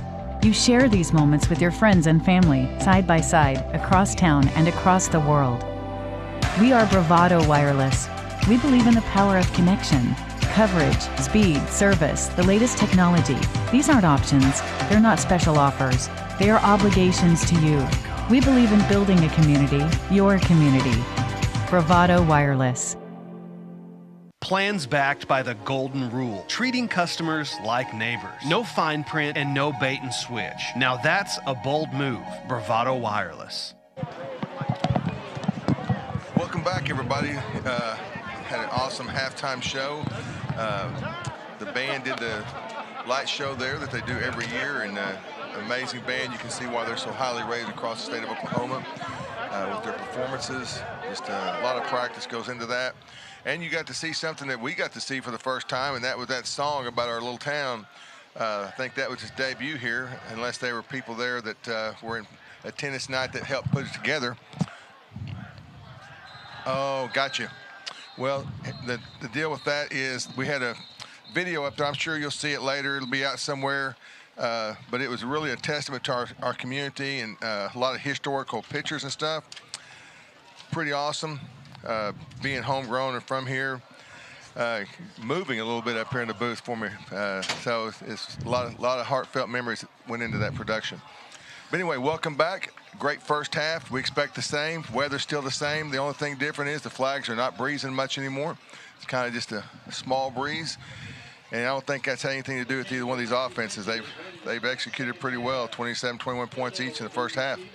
Yep, Coach. Each sides had their moments in this game as far as controlling the line of scrimmage, and that's what Coach Nolan talked about, is controlling the line of scrimmage. And there's a few drives we did that. The few drives that were not successful, obviously, we did not control the line of scrimmage.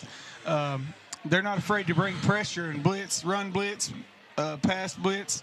And right now we're having trouble consistently throwing the football, so they're stacking up there trying to take the run game away. On the other side, they got the young quarterback. They've rotated the other guy in there and ran some wildcat type stuff, and it's been successful for them in that package. Yep, they've done a good job keeping us off balance. They've shown some good speed and some running opportunities. They've thrown the ball well. I mean, they've got right now got us off balance and have made some really good plays where caught us chasing the run and slipped somebody out. And that being said, Coach, you take away the snap over the head, you take away the onside, and we're going to get it. We're going to get it. Tigers got it. Onside. Right off the bat, ball. Little onside. Come out here aggressive. Looked like Trapper Walker on the recovery. Nice call there. I know he'll feel better about that since he was the deep snapper earlier. I always find it a good thing after you do something like that. I didn't know that was the case, Coach. Sophomore for the Tigers. He needed that good result right there. So here we go. Doubles. Here we go.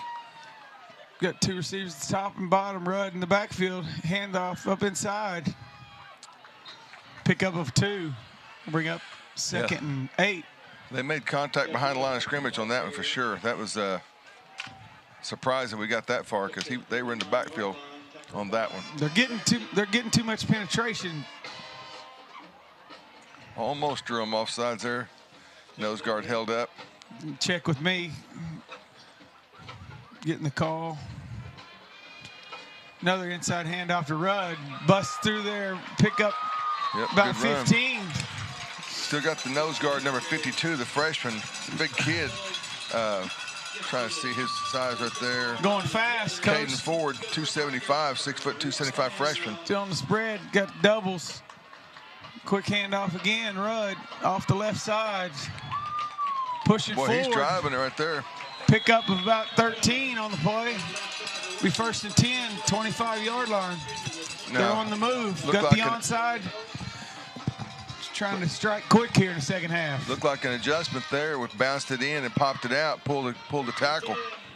Pulled Big Cooper out there on that one. Same formation. Got option look. Lockhart tucks it up inside. Probably pick up 6 on the play. Gonna bring up third and 4. Should have been second, correct? Oh, they got the down marker wrong over there. 2nd and 4. Same set. Same set. We got a guest up here with us right now. We got Coach Lowe, girls basketball coach here. Hand off the up here. rug. He decided to come up here and be with us. Up inside, breaking a tackle, picking up the first down. Going to be first down, 14-yard line for the Tigers. Yep. We forgot to tell Coach Lowe he's going to be next man up. He's in training. So one of us goes down, he's going to have to grab the headphones. But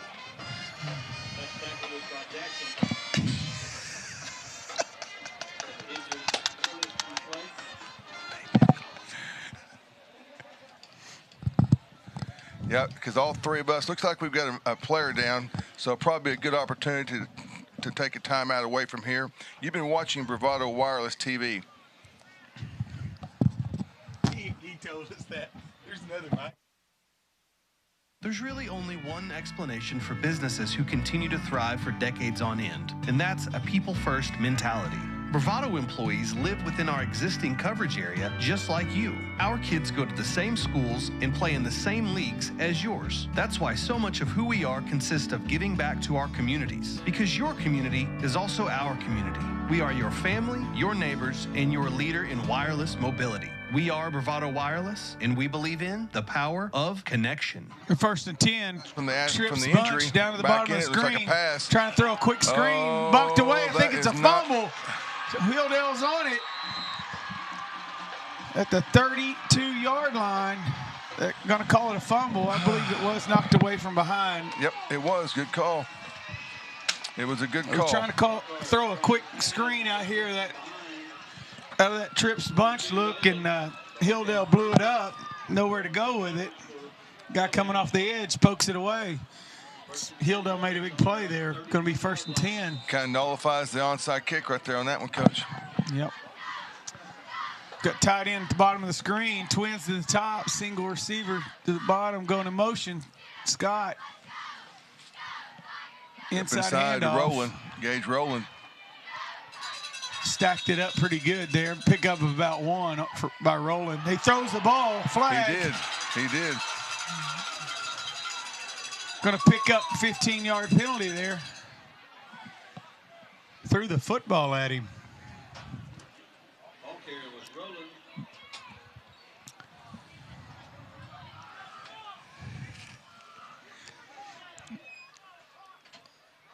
They're going to sort this out. I believe it's obvious that the flag's on Hilldale there with the kid throwing the football. Looks like the penalty is on number 22, Gage Rowland. Threw the football back at one of our players. They're recording it.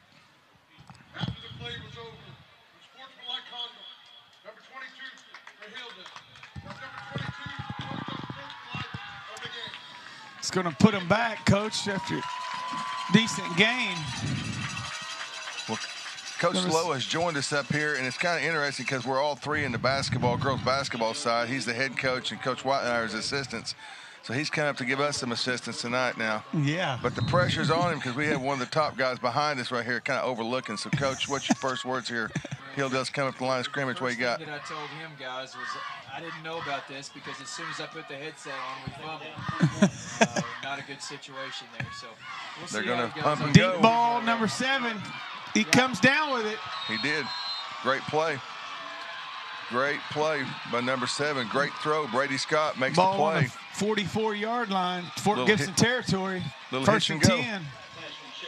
It's pretty good coverage on the play. Tight coverage. Yes, nice catch. Ball was placed perfectly. Sometimes you have two players make great plays, and just one of them gets the best end of it. It was Jace Patton, number 6 on the coverage.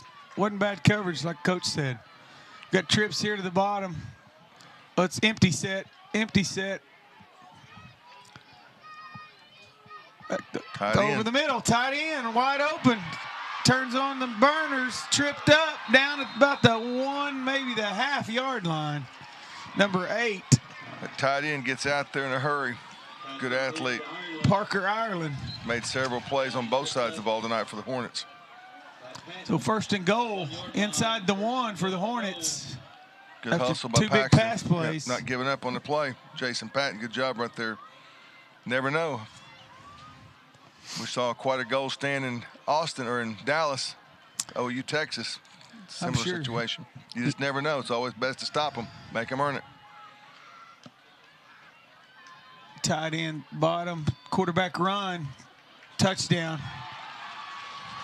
Hilldale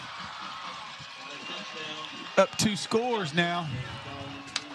After what started off going pretty well for the Tigers here in this second half, all of a sudden it's one big play. After a tough penalty, dropped them back 15 yards. They come right out of it with a great throw and catch.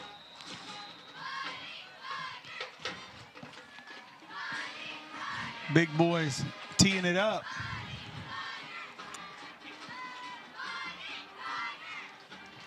Kicks up. It's good. 34-21 Hilldale. 8:24 to go, third quarter.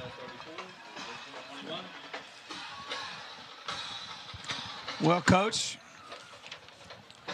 Tigers will need to answer. Yeah, Blake Johnson on the carry there. They've got some good skill kids, that's for sure. Those skill kids can run and very athletic. 7 and 4, both really fast. Small guys, but both pretty fast. And for Coach Blevins, it's good because they're all coming back. Yep.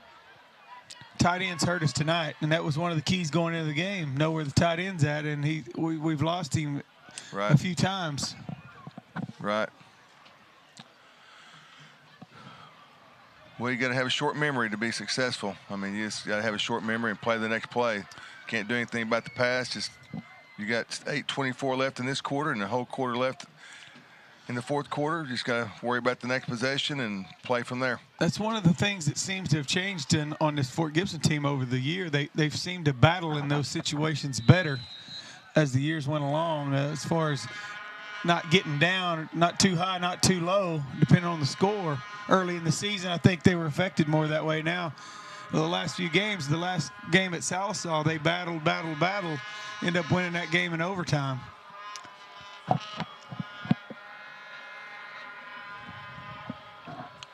Long pause. Short squib on it. It'll be 36-yard line. 1st and 10 Tigers. Needing to mount a drive here. Strike back. Yep.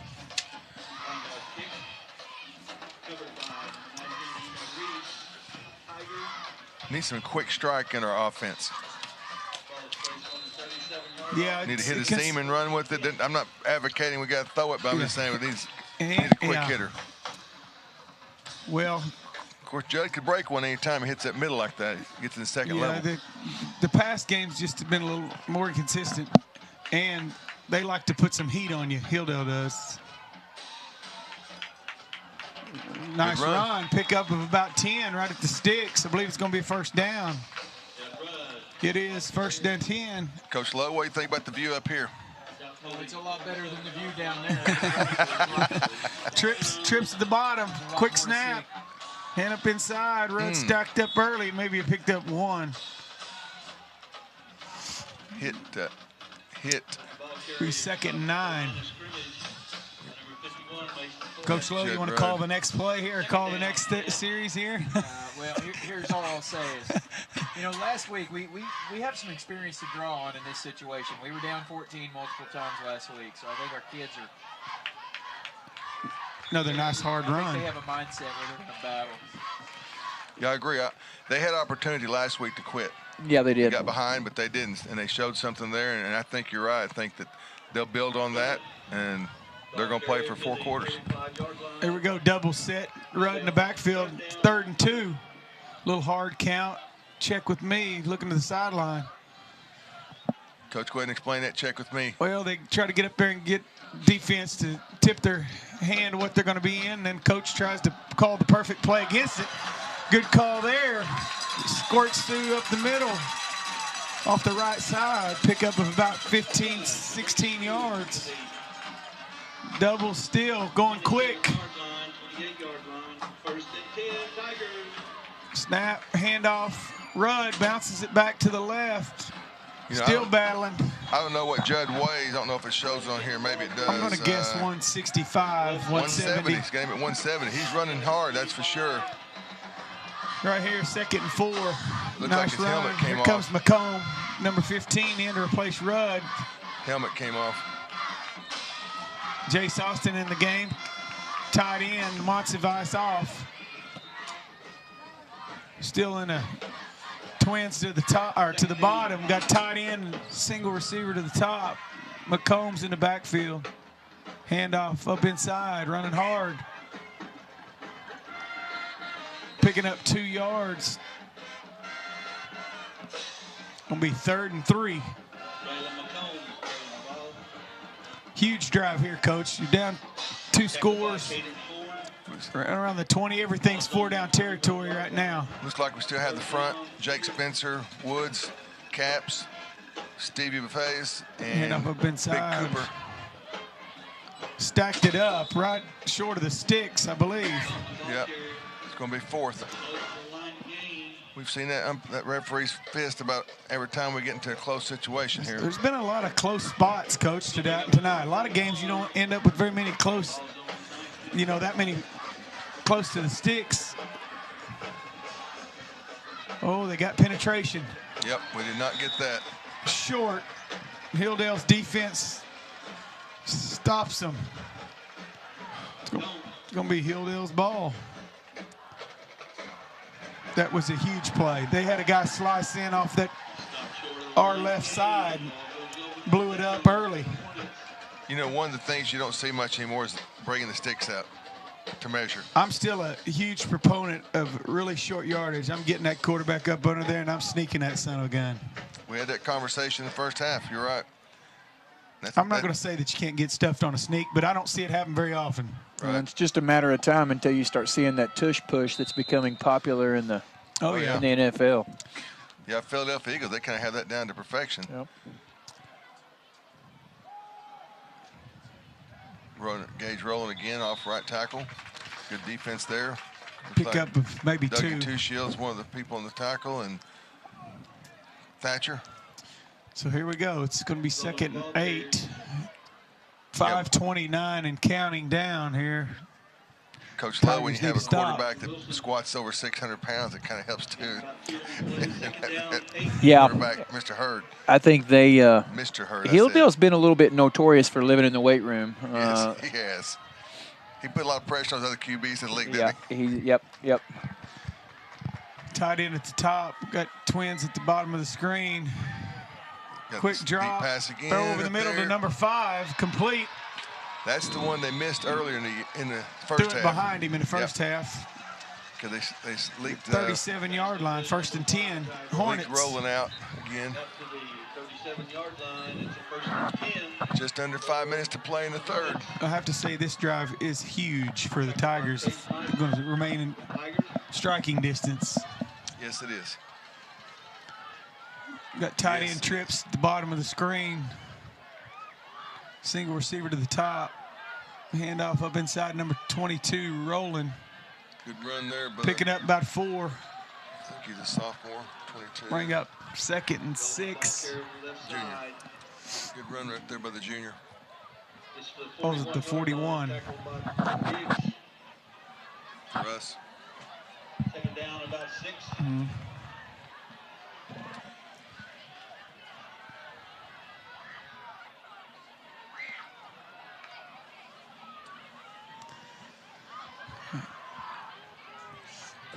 Empty formation. Got a tight end trips at the top, twins at the bottom.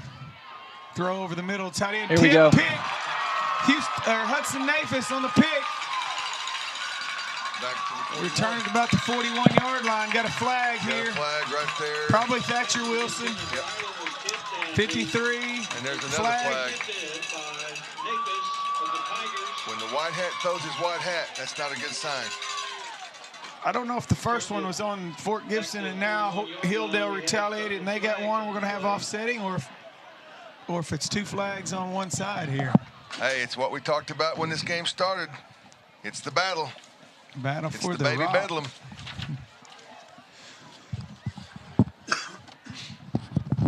We're sorting it out over here. See what goes on.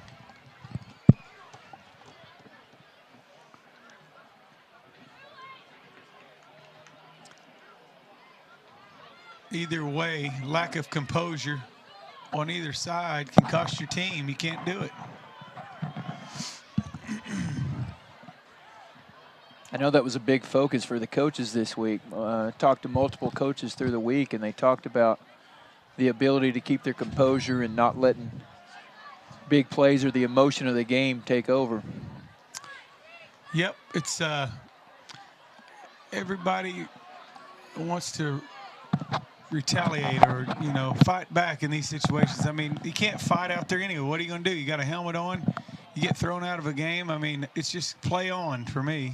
You know, don't cost your team 15 or some instances 30 yards, all because you just want to be a tough guy out there. Yep. You got every play to be tough. Yeah, it's the one game you get to hit people and not get in trouble unless you do it after the whistle. Yep.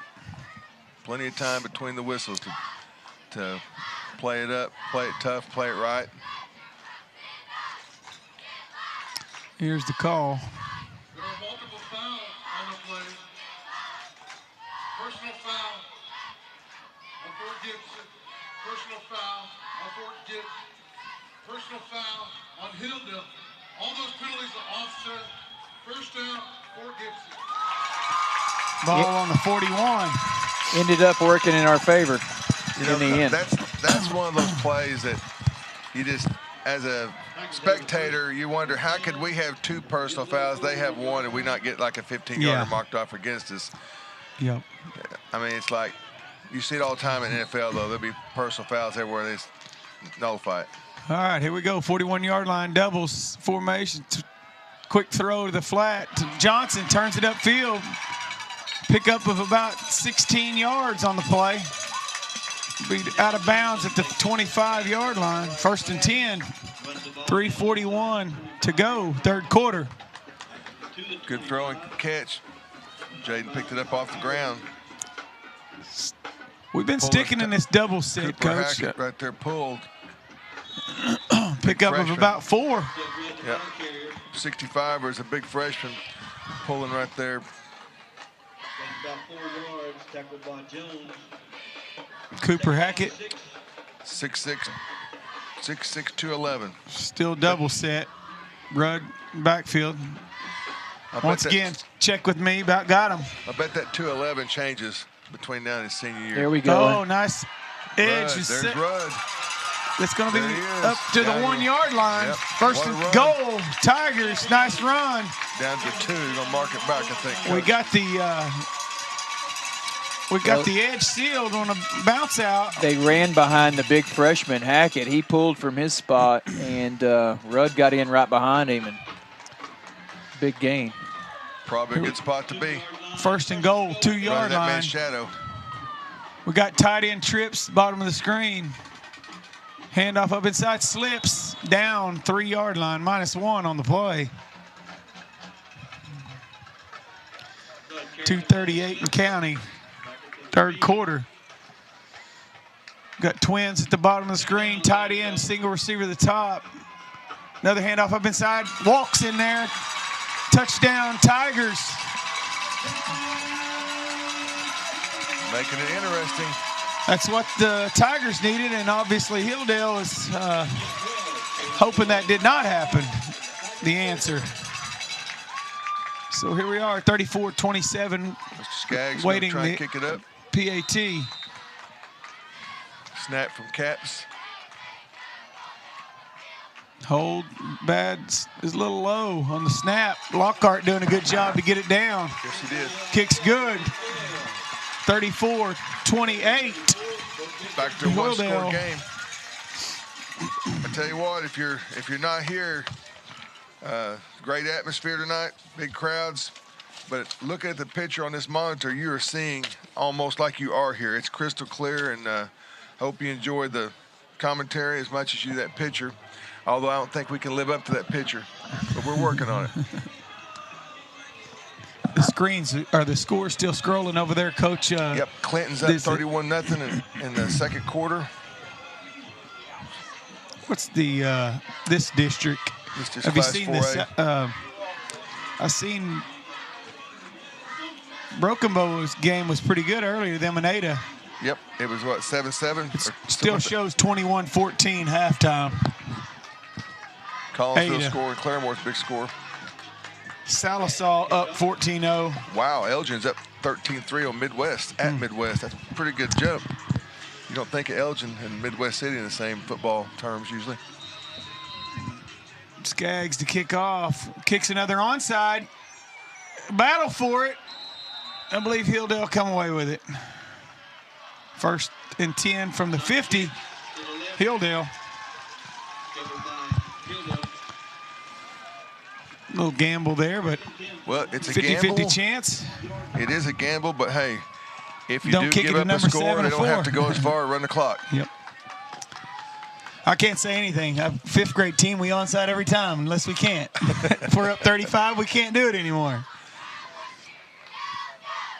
They're having a little chat out there. I'm sure it's about emotions and keeping the game clean, or you're going to be flagged and out of here, or I don't know. He's trying to control the game. And it's good because you see across the country too much stuff gets let loose and not called, and young men are young men, and they tempers flare, and then you have a lot of mess to deal with out there with penalties and bodies getting kicked out. Yep. Okay, so here we are, 1st and 10, trips to the top. Little option look, pitch to number 7, Scott. Got the edge. Oh, late hit. Late hit by a lot. Number 40, Raiden Sharp with the late hit. I don't think he really knew where he was at, Coach. I don't think that was I think that's one of those lack of awareness. I don't think he was doing anything dirty there. No, knowing the kid, I don't think it was dirty at all. I just think that. But you know, it's going to still be 15 for them. That's why they have an out of bounds line. Yep. It's about 3.5 foot long, wide. Yep. A tough break. So now the ball's on the 32-yard line. 1st and 10, Hilldale.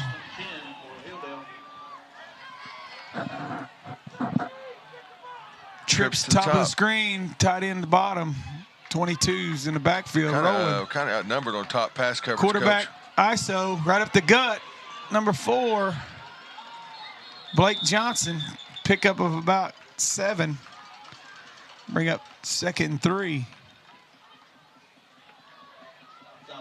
Maybe 4. On that particular set, we were a little short out on the top. That trip set, we had a guy go out late. So we had 3-on-2 out there. May have been thinking run all the way on that set, but that inside receiver on the scene would have been tough. See if they got something up their sleeve here. Trips again, top of the screen, tight end down to the bottom. Can't go to sleep on 8. Quick throw to number 7. Double pass, nope. Quick. He's fast. Is he in? Nope, he stepped out of bounds at the 3-yard line, Coach. 3-yard line, 1st and goal, Hilldale. Number 7 is, I would say he's fastest player on the field for Hilldale. Yeah, maybe on both sides. Maybe both sides.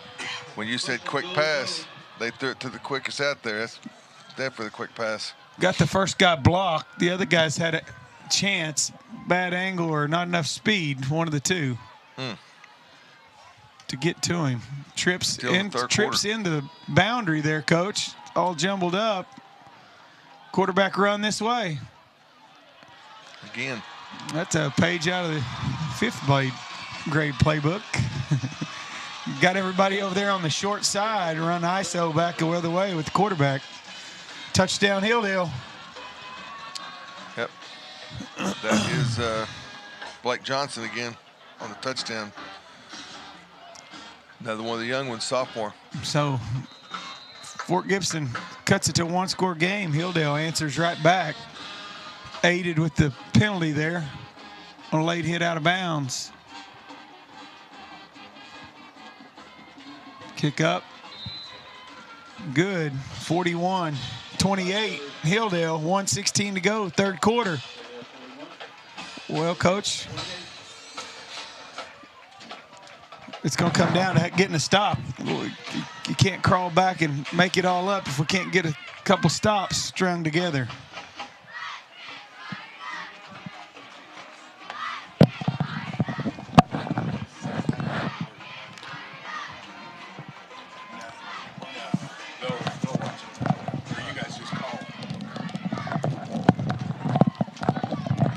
Coach Lowe, you got any more comments?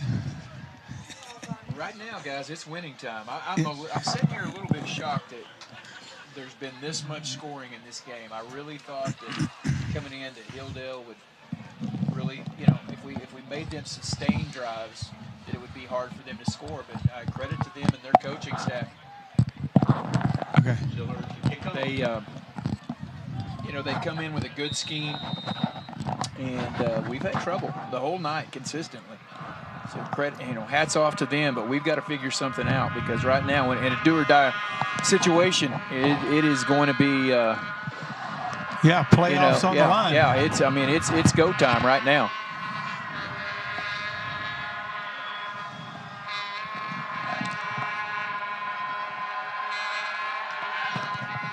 Deep kick.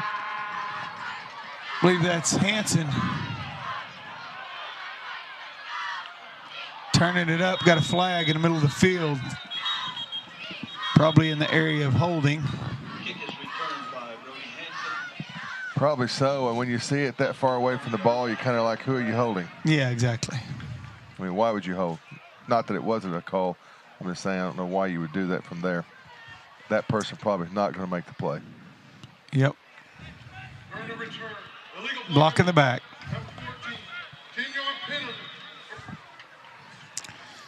We're just girls basketball coaches, but I know one thing we talk about amongst us three all the time are just the things that probably the hardest thing to handle are self-inflicted errors. And it just seems like the team that makes the fewer mistakes is the team that's going to have a better chance to win. And right now, we're not helping ourselves at all.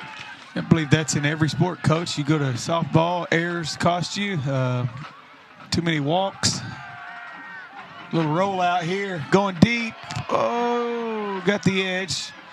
Pickup of about 7 maybe on the play there. Bring up 2nd and 3. Yeah, penalties, self-inflicted wounds, turnovers, that's the things or busted coverages, or missed blocking assignments, all that adds up. At the end of the day, there's a whole lot of plays that go on, and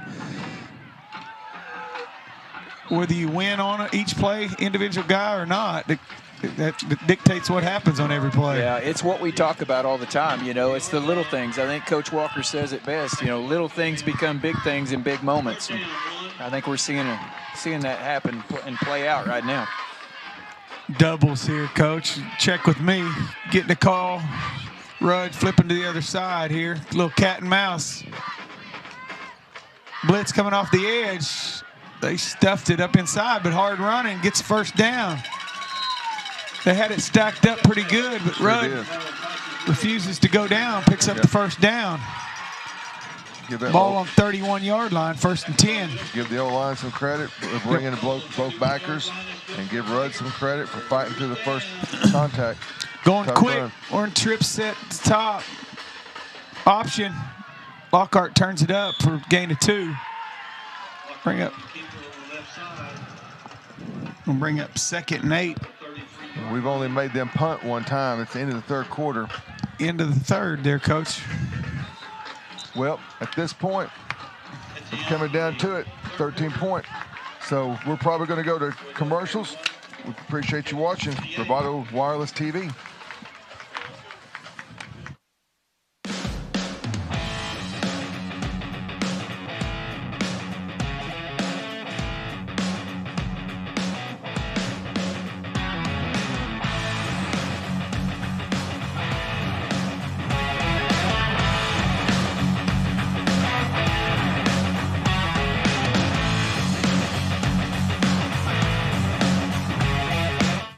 Going vaulting. In the near future, you might notice that your phone doesn't work like it used to.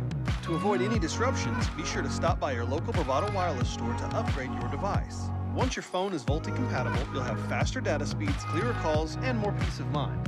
We're going VoLTE. If you're not on a VoLTE... All right, Coach, start of the 4th quarter. Tigers down 13 to the Hilldale Hornets.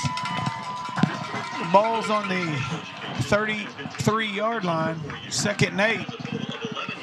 We've got to come in and get a score for sure to have a chance. I like our chances if we score, but we've got to find a way to stop them on defense. No doubt. They've gone up and down the field on us. and it's doubles here, staying in it more than any other formation, Coach. Here lately, this is it. 2 receivers top. Deep ball, overshot. Got a flag on the play, maybe in the area of defensive holding. You can see why we're running the ball. They've got 5 in the box, 3 down techniques, 2 inside linebackers. So it's pretty good running odds right there. But just not a lot of room when they're bringing those backers in there to work with. And they, Hilldale, it's going to be first down Tigers off the defensive holding there.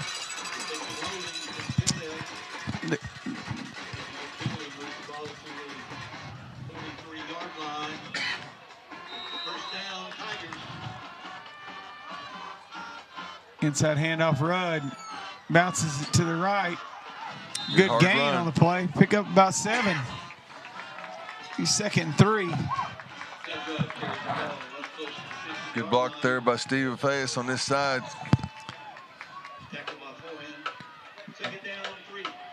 Same formation. Inside handoff, Rudd's.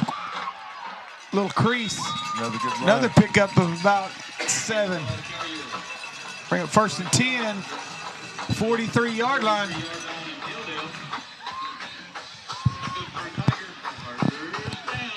Tigers trying to go quick here.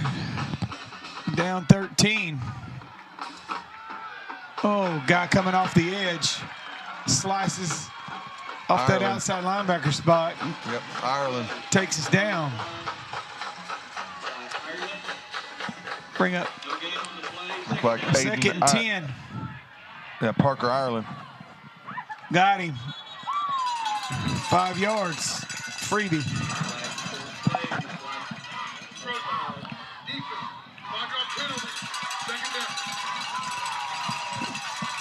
Gonna make it 2nd and 5. Ball on the 38. 38-yard line. 2nd down 5.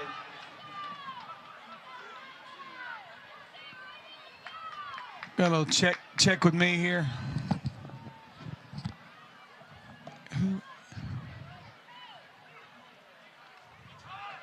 They're bringing that outside guy every time.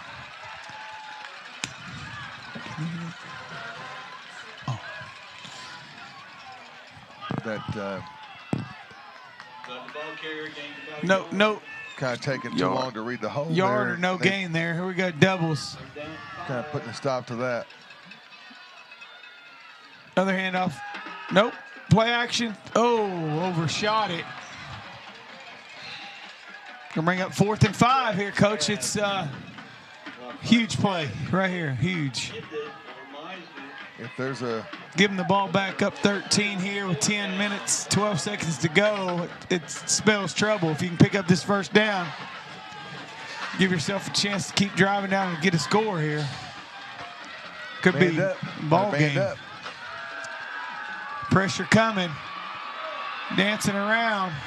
Throws it late. Tipped. Incomplete. Hilldale's going to take over. 1st and 10. About the 38-yard line. Good pursuit right there by number 52 for the Hornets. Ford.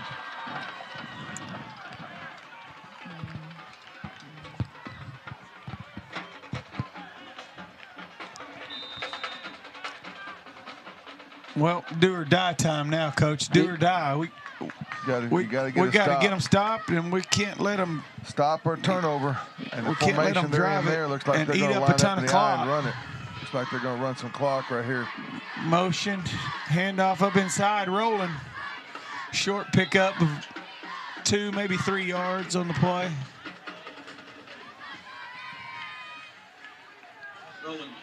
Pickup of 3, ball's on the 41. Nope, 40.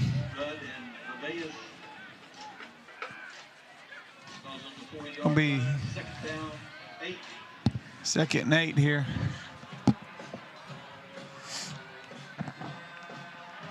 Hilldale probably slow down a little bit, if you would think, but they're kind of the same way as anybody anymore. They're not super slow. Trips to the bottom. Option to the top. Ooh, flip. they got us. Pitch. He's wide open. Got a block downfield. Pushed out of bounds around the 40. Gonna be the 37-yard line.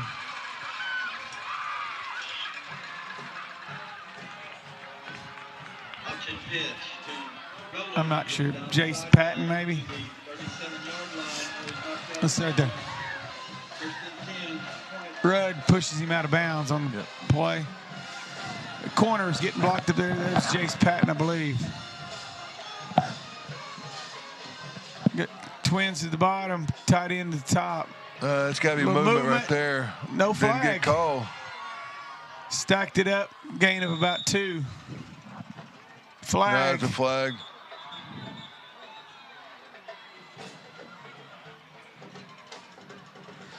The late flag, I'm not sure. Johnson trying to get around left end. Knocked out of bounds by 53 Wilson. Flag came in. It's like illegal block on the back. Hilldale. Kick on field.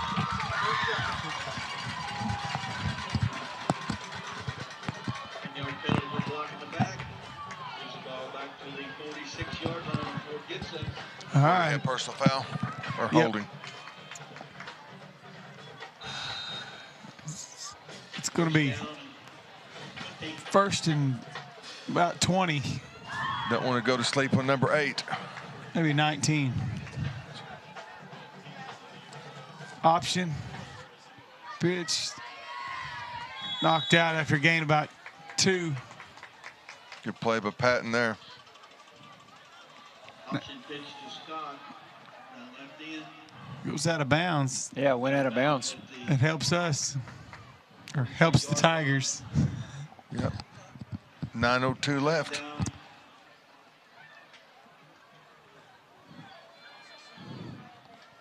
Second down, 17.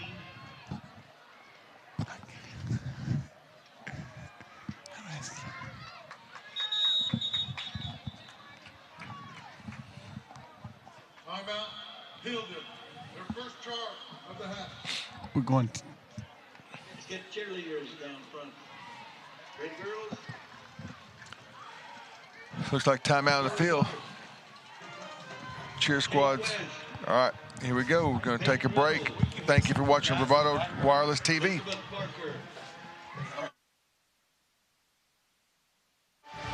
Whether you're driving through town or taking the scenic route, Bravado Wireless has a plan for your journey.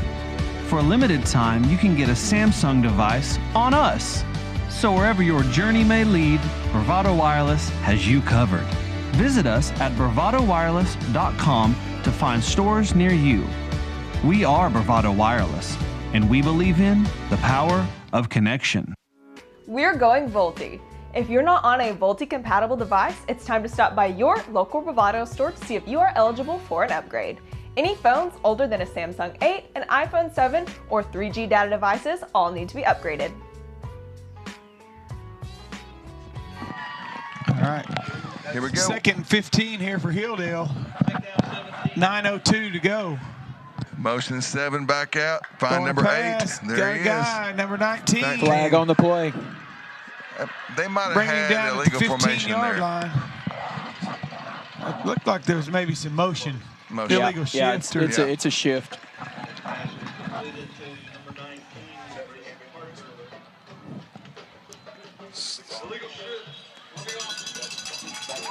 Going to set him back 5 yards. Took away a good play they had right there. Parker made a good catch, good throw. Going to be second and 21. Second down, 21. 8:50 and counting. Tigers desperately need to stop them on this possession. We got tight end trips, bottom of the screen, pistol, deep ball. Number 7, incomplete. Oh, flag thrown on the play.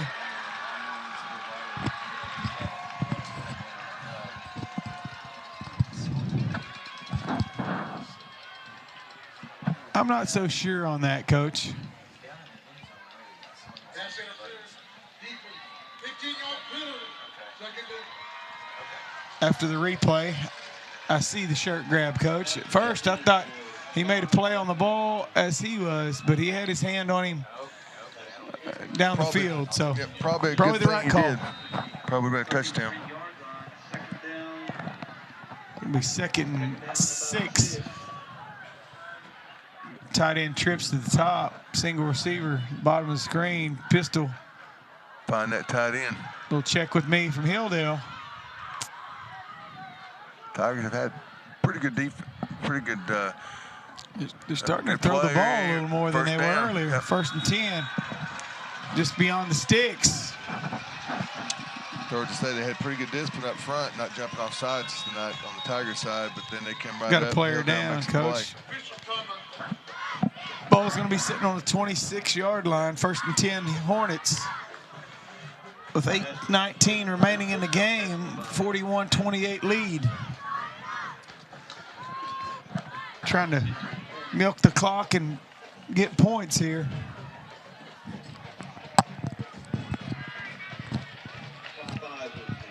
Wilson receiver. 1st and 10.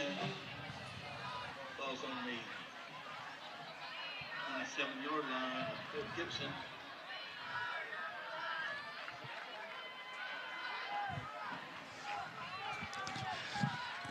Trips to the bottom, tight ends top of the screen, 1st and 10. Better find tight end. Oh, option run really wouldn't look like an option much. Almost a block in the back, but he didn't do it. Short pickup on the play. All that running for a gain of 1.5 yards. Yeah, he ran about 25 or so, but only got credit for 1. Good execution on his part for changing direction. It's probably going to be a loss on the other side. Stacked up pretty good, running to the short side of the field.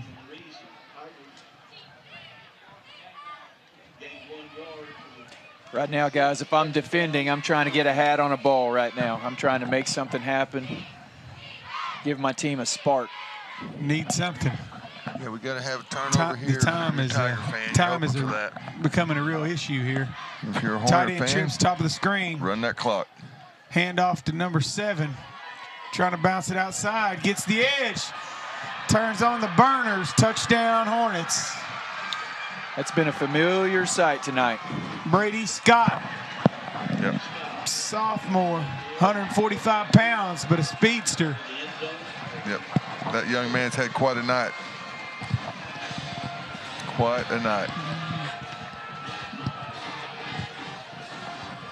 You know, give credit to Hilldale. They come in and they didn't really, you know, a lot of people would say they didn't have a lot to play with coming in. They knew that they were out of the playoff hunt, and they came in, and in their mind, they had a lot to play for tonight. So hats off to them.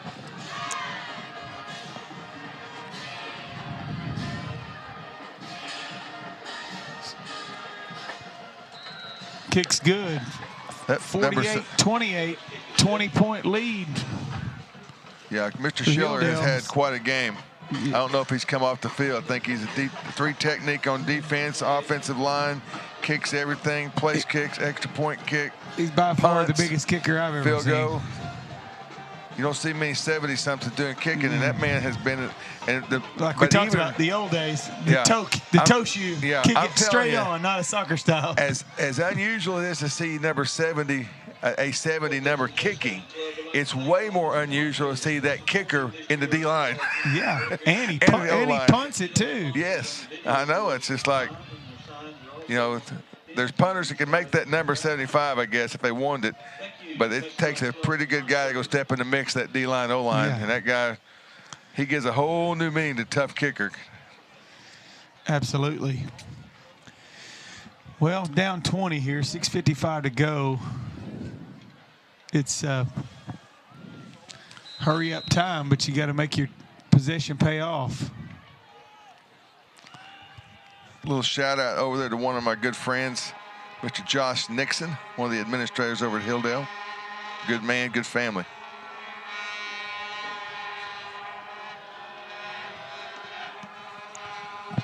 Kicks away, bobbled over there by Meisner. Picked up, Meisner getting loose. Tackle made there by number 5, Ty Wilson. Keep him from taking it the distance. Yeah, number 5, Meisner, one of the freshmen. I think we had at one time 5 of them starting on this team. Ball on 32, Coach. Here we go. It's 1st and 10, 6:44 to go. It's got to be hurry up mode at this point. Down 20, 6:44 to go. We haven't had a lot of success throwing tonight, so it's going to be tough sledding. It'll be interesting to see. Deep ball, kind of got knocked off his route, Got a and pass they throw the flag interference. on it. Going to get a 15-yarder there.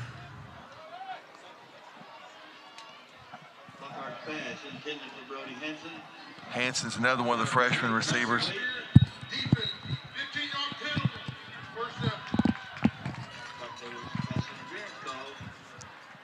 Mr. Kevin Michaeloff out there, the white hat.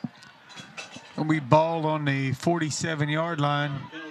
1st and 10 Tigers. 47-yard line, Fort Gibson, 1st and 10 Tigers.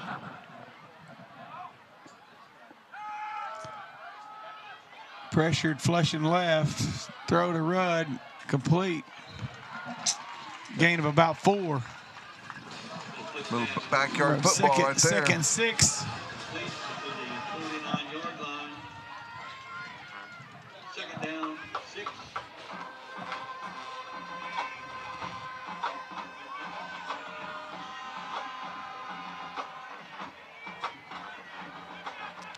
Past the flat, Rudd turns it up, about a yard shy of the 1st down.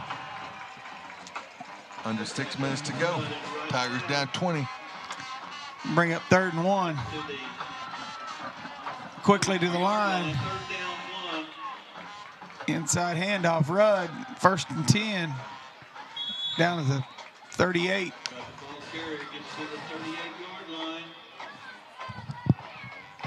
McComb in for Rudd.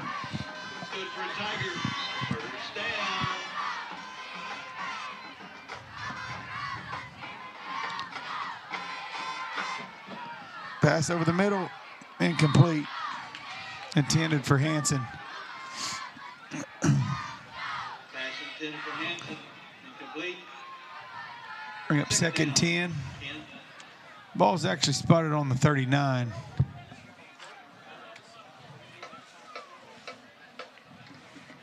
Clock stop, 5:35 to go. Yep.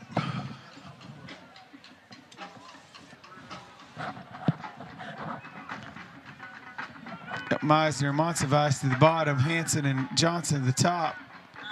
Quick throw outside to Hanson, complete. Pickup of about 7. Going to bring up 3rd and 2. 3rd and 3, sorry.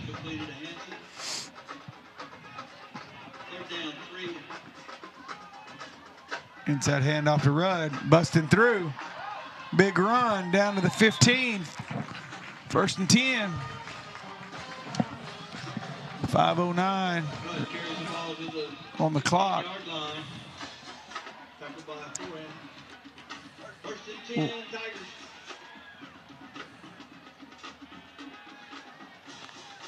Oh, it might have been picked.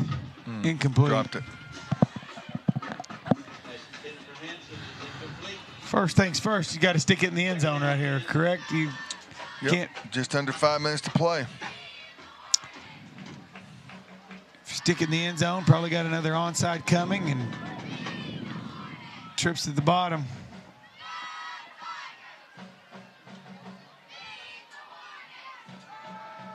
Back to throw. Oh, he had a guy. Got him. Oh, dropped it. Goodness. Hit him in the hands. I thought he was open a bit earlier than that. Great connection. Didn't get the ball out. Parker Lockhart tried to direct the freshman receiver to take off upfield. Play kind of broke down, and receiver did. Parker unloaded it and just could make it happen on the other end. Be 3rd and 10 here. That young man will catch more than he misses when he's through playing. ball batted away by number 19. He's had a pretty good night. Brayson Parker. 4th down. Last gasp here, Coach. Can't convert here.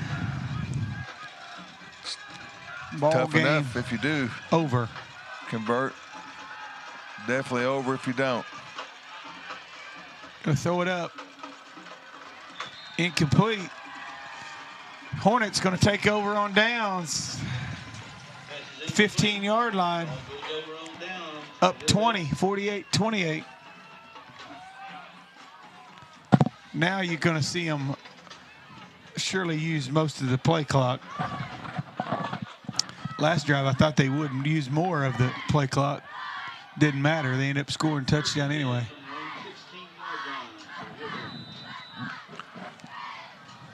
Coach Blevins and his staff had his kids ready to play, and like Coach Lowe said earlier, some teams might not show up to play because they don't really have a shot at the playoffs, but you can kind of throw that out in this rivalry game here.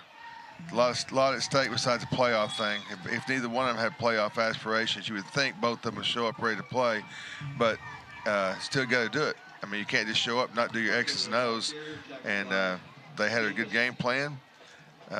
Felt like Fort Gibson had a good game plan early on and throughout the game. They found something between the guards up there they liked. Were getting. Just couldn't get enough points and had some crucial turnovers at crucial times. I guess any turnovers is crucial when it happens. But we had too many of them. Yep. We had opportunities to get in scoring position. Yep, execution mistakes here and there. Ends up big in the end. Good play right there. Nafis on the tackle. I've been over here doing a little bit of math. Hilldale came into the game averaging 15.8 points per game, and they put 48 points on the scoreboard. And I mean, by far, one of their better nights offensively from an output standpoint. Yep. And it came at a bad time for Fort Gibson. Well, like, what was the score? 27-21 at the half. We talk about a snap.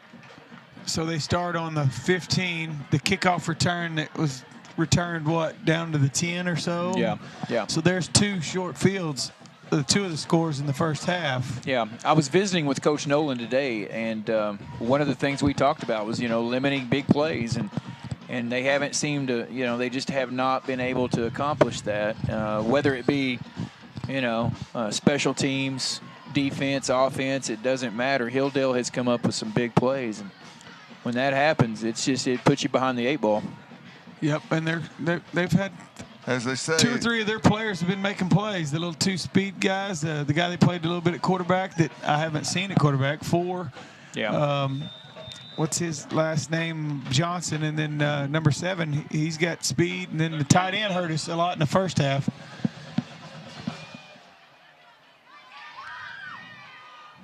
They kind of have a few more toys, it seems like, to play with over there, and those guys put them in good position to be successful.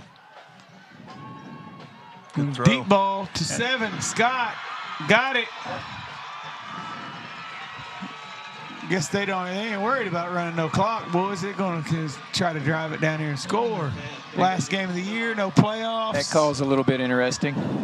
Yep. Like I said, rivalry game. No playoffs waiting on them, just, letting it all play out the rest of the game, I guess. Yeah. Obviously it's such a letdown, for the kids at Fort Gibson right now. But one thing I would be remiss if I didn't mention would be, you can definitely see the culture changing at Fort Gibson football. Coach Nolan is kind of reinvigorated the program just a little bit. I think the gains that they've been seeing in the weight room and the gains they're going to see in the future are just going to propel them a little bit more going into next year. And we've got a lot of young kids playing a lot of valuable minutes right now, and I think it'll all come to fruition for them starting next season. They definitely got a lot of youth playing. Now we'll miss some of these senior guys, but a core group, especially of the skill guys, are back, and I know at least, maybe half of the D-line and O-line are back. We'll be missing Woods graduating, and that said, Spencer's graduating. With that said, you got to think Hilldale's enjoying what they see coming back. Yep, Hilldale's got a lot of sophomores on their team. I'm not seeing a senior in the lineup right now unless I missed it. So these two may be two of the up-and-comers in the district, although they're splitting up and being different districts next year.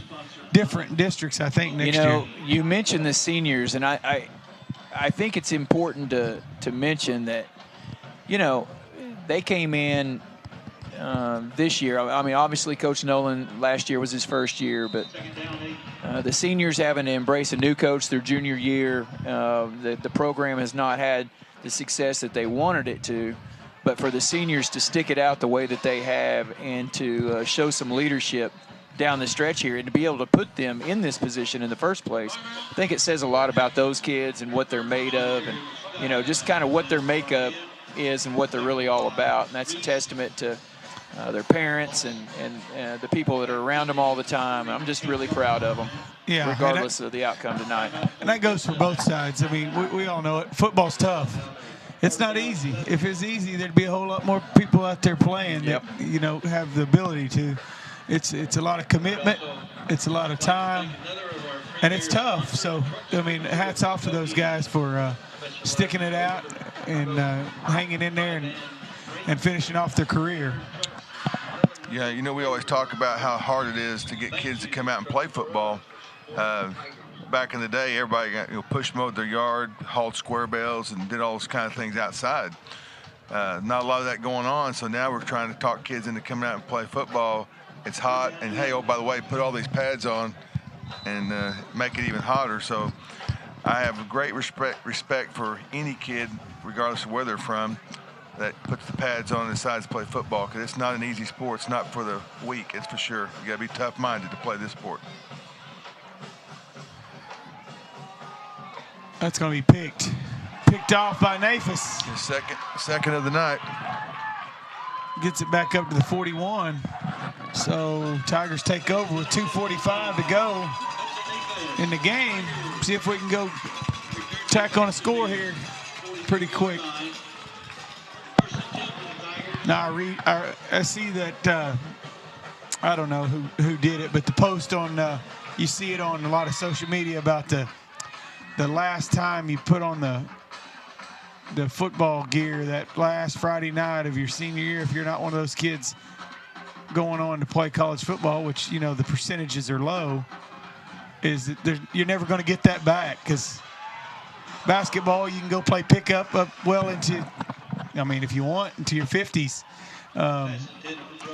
Slow pitch softball, you can go play tournaments till you're however old. There's a whole lot of things you do in football. Once it's over, you ain't going back out there and able to replicate a football game that you do those years in high school. That is some of the most fun times. Even if you're not on a winning team, it's still some of the best memories you can have and the best life learning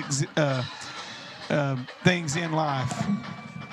I think that's what makes it so special. It's tough, and like Coach said, it's not for the faint of heart. It's kind of a brotherhood within that locker room, and they form a lot of bonds during their time in high school, and they'll always have good memories. Yep.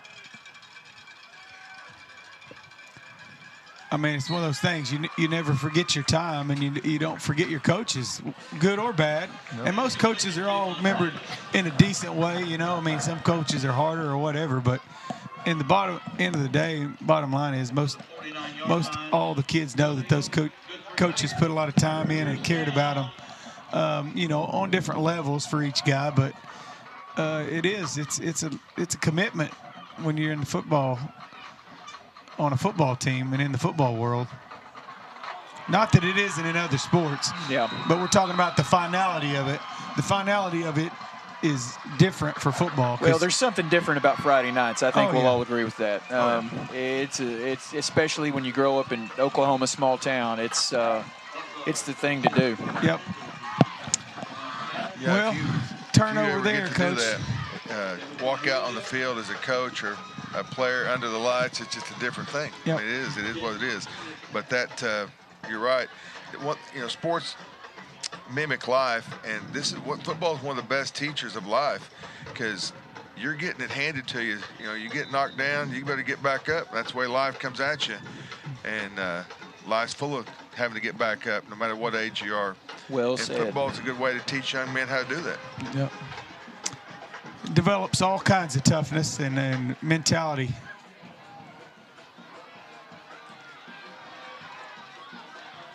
Number 4 still running hard, picking up first down, closing out this game. 1:42 to go. Yep. Stepped out of bounds. Clock stops. And at the end of the day, it's like you said, Coach, not many of them are going to go on to play college football. It's a very few percent, not just talking about these two teams, but I'm just talking about across the nation. Yeah. The biggest thing you hope is that these young men become good dads and fathers and granddads and take care of their families. And when things get tough, they still get out of bed and go to work and support their kids and families and their wives, because that's what it's about. I mean, it's when you're not winning and you're still out there playing, getting your nose busted and doing all the things that the teams that are winning do, but you're not seeing any result from it. That's that mental toughness that's going to carry on through life when things aren't going good, or maybe you get let go at work because there's not enough work and you got to find something else to do that maybe you don't want to do, but you got to do it anyway. Absolutely. So hats off to all these kids that are out there playing, and hats off to all the kids on the sideline. Don't get in. Your turn will come, but being a part of the team is just as big a deal as being on the field. You just have to understand that. Being a part of something greater than yourself. Isn't that the way they say it? Yeah, absolutely. Right now, I'm watching the coaching staff at Fort Gibson, and they're telling those kids, keep your head up. Let's go. Yep. No moping around. Well, so their job, they know that they're fixing to be eliminated, and it doesn't matter. They're still out there coaching, and more importantly, they're teaching. Yeah. And, we talk players, but, the coaches also. That it's time consuming. And you got a lot invested in football season as well as you guys here, girls basketball season. It's a grind. It's a long process, and the kids in that realm too. Same. It's not any different. I mean, just the things about football we're talking about is you can never replicate that again. And for those seniors on senior night, losing their rivalry game here, that's not going to define them. But it's tough. But I mean, they've learned a lot over these years playing football, no doubt. Well, that's why I say if you have a chance to play a sport, you need to play a sport, because it's the only time while you're in high school you get to choose if you're going to be a part of a team. After you graduate, they have to choose you to be a part of their team in college or wherever you're at. But now you get a chance to play for somebody. Anyway, we appreciate you listening to us tonight, and we hope that you appreciate the broadcast. Hilldale gets the win, gets the rock. They deserved it. They earned it. They took advantage of opportunities and have some outstanding skilled kids and took care of it like a good team does. All right. Thank the Fort Gibson kids for their effort. Thanks for watching. Finish to the season.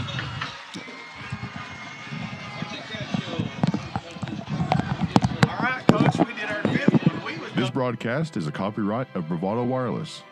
Game and broadcast should not be reproduced, rebroadcast, or otherwise distributed without the express written consent of Bravado Wireless and its management.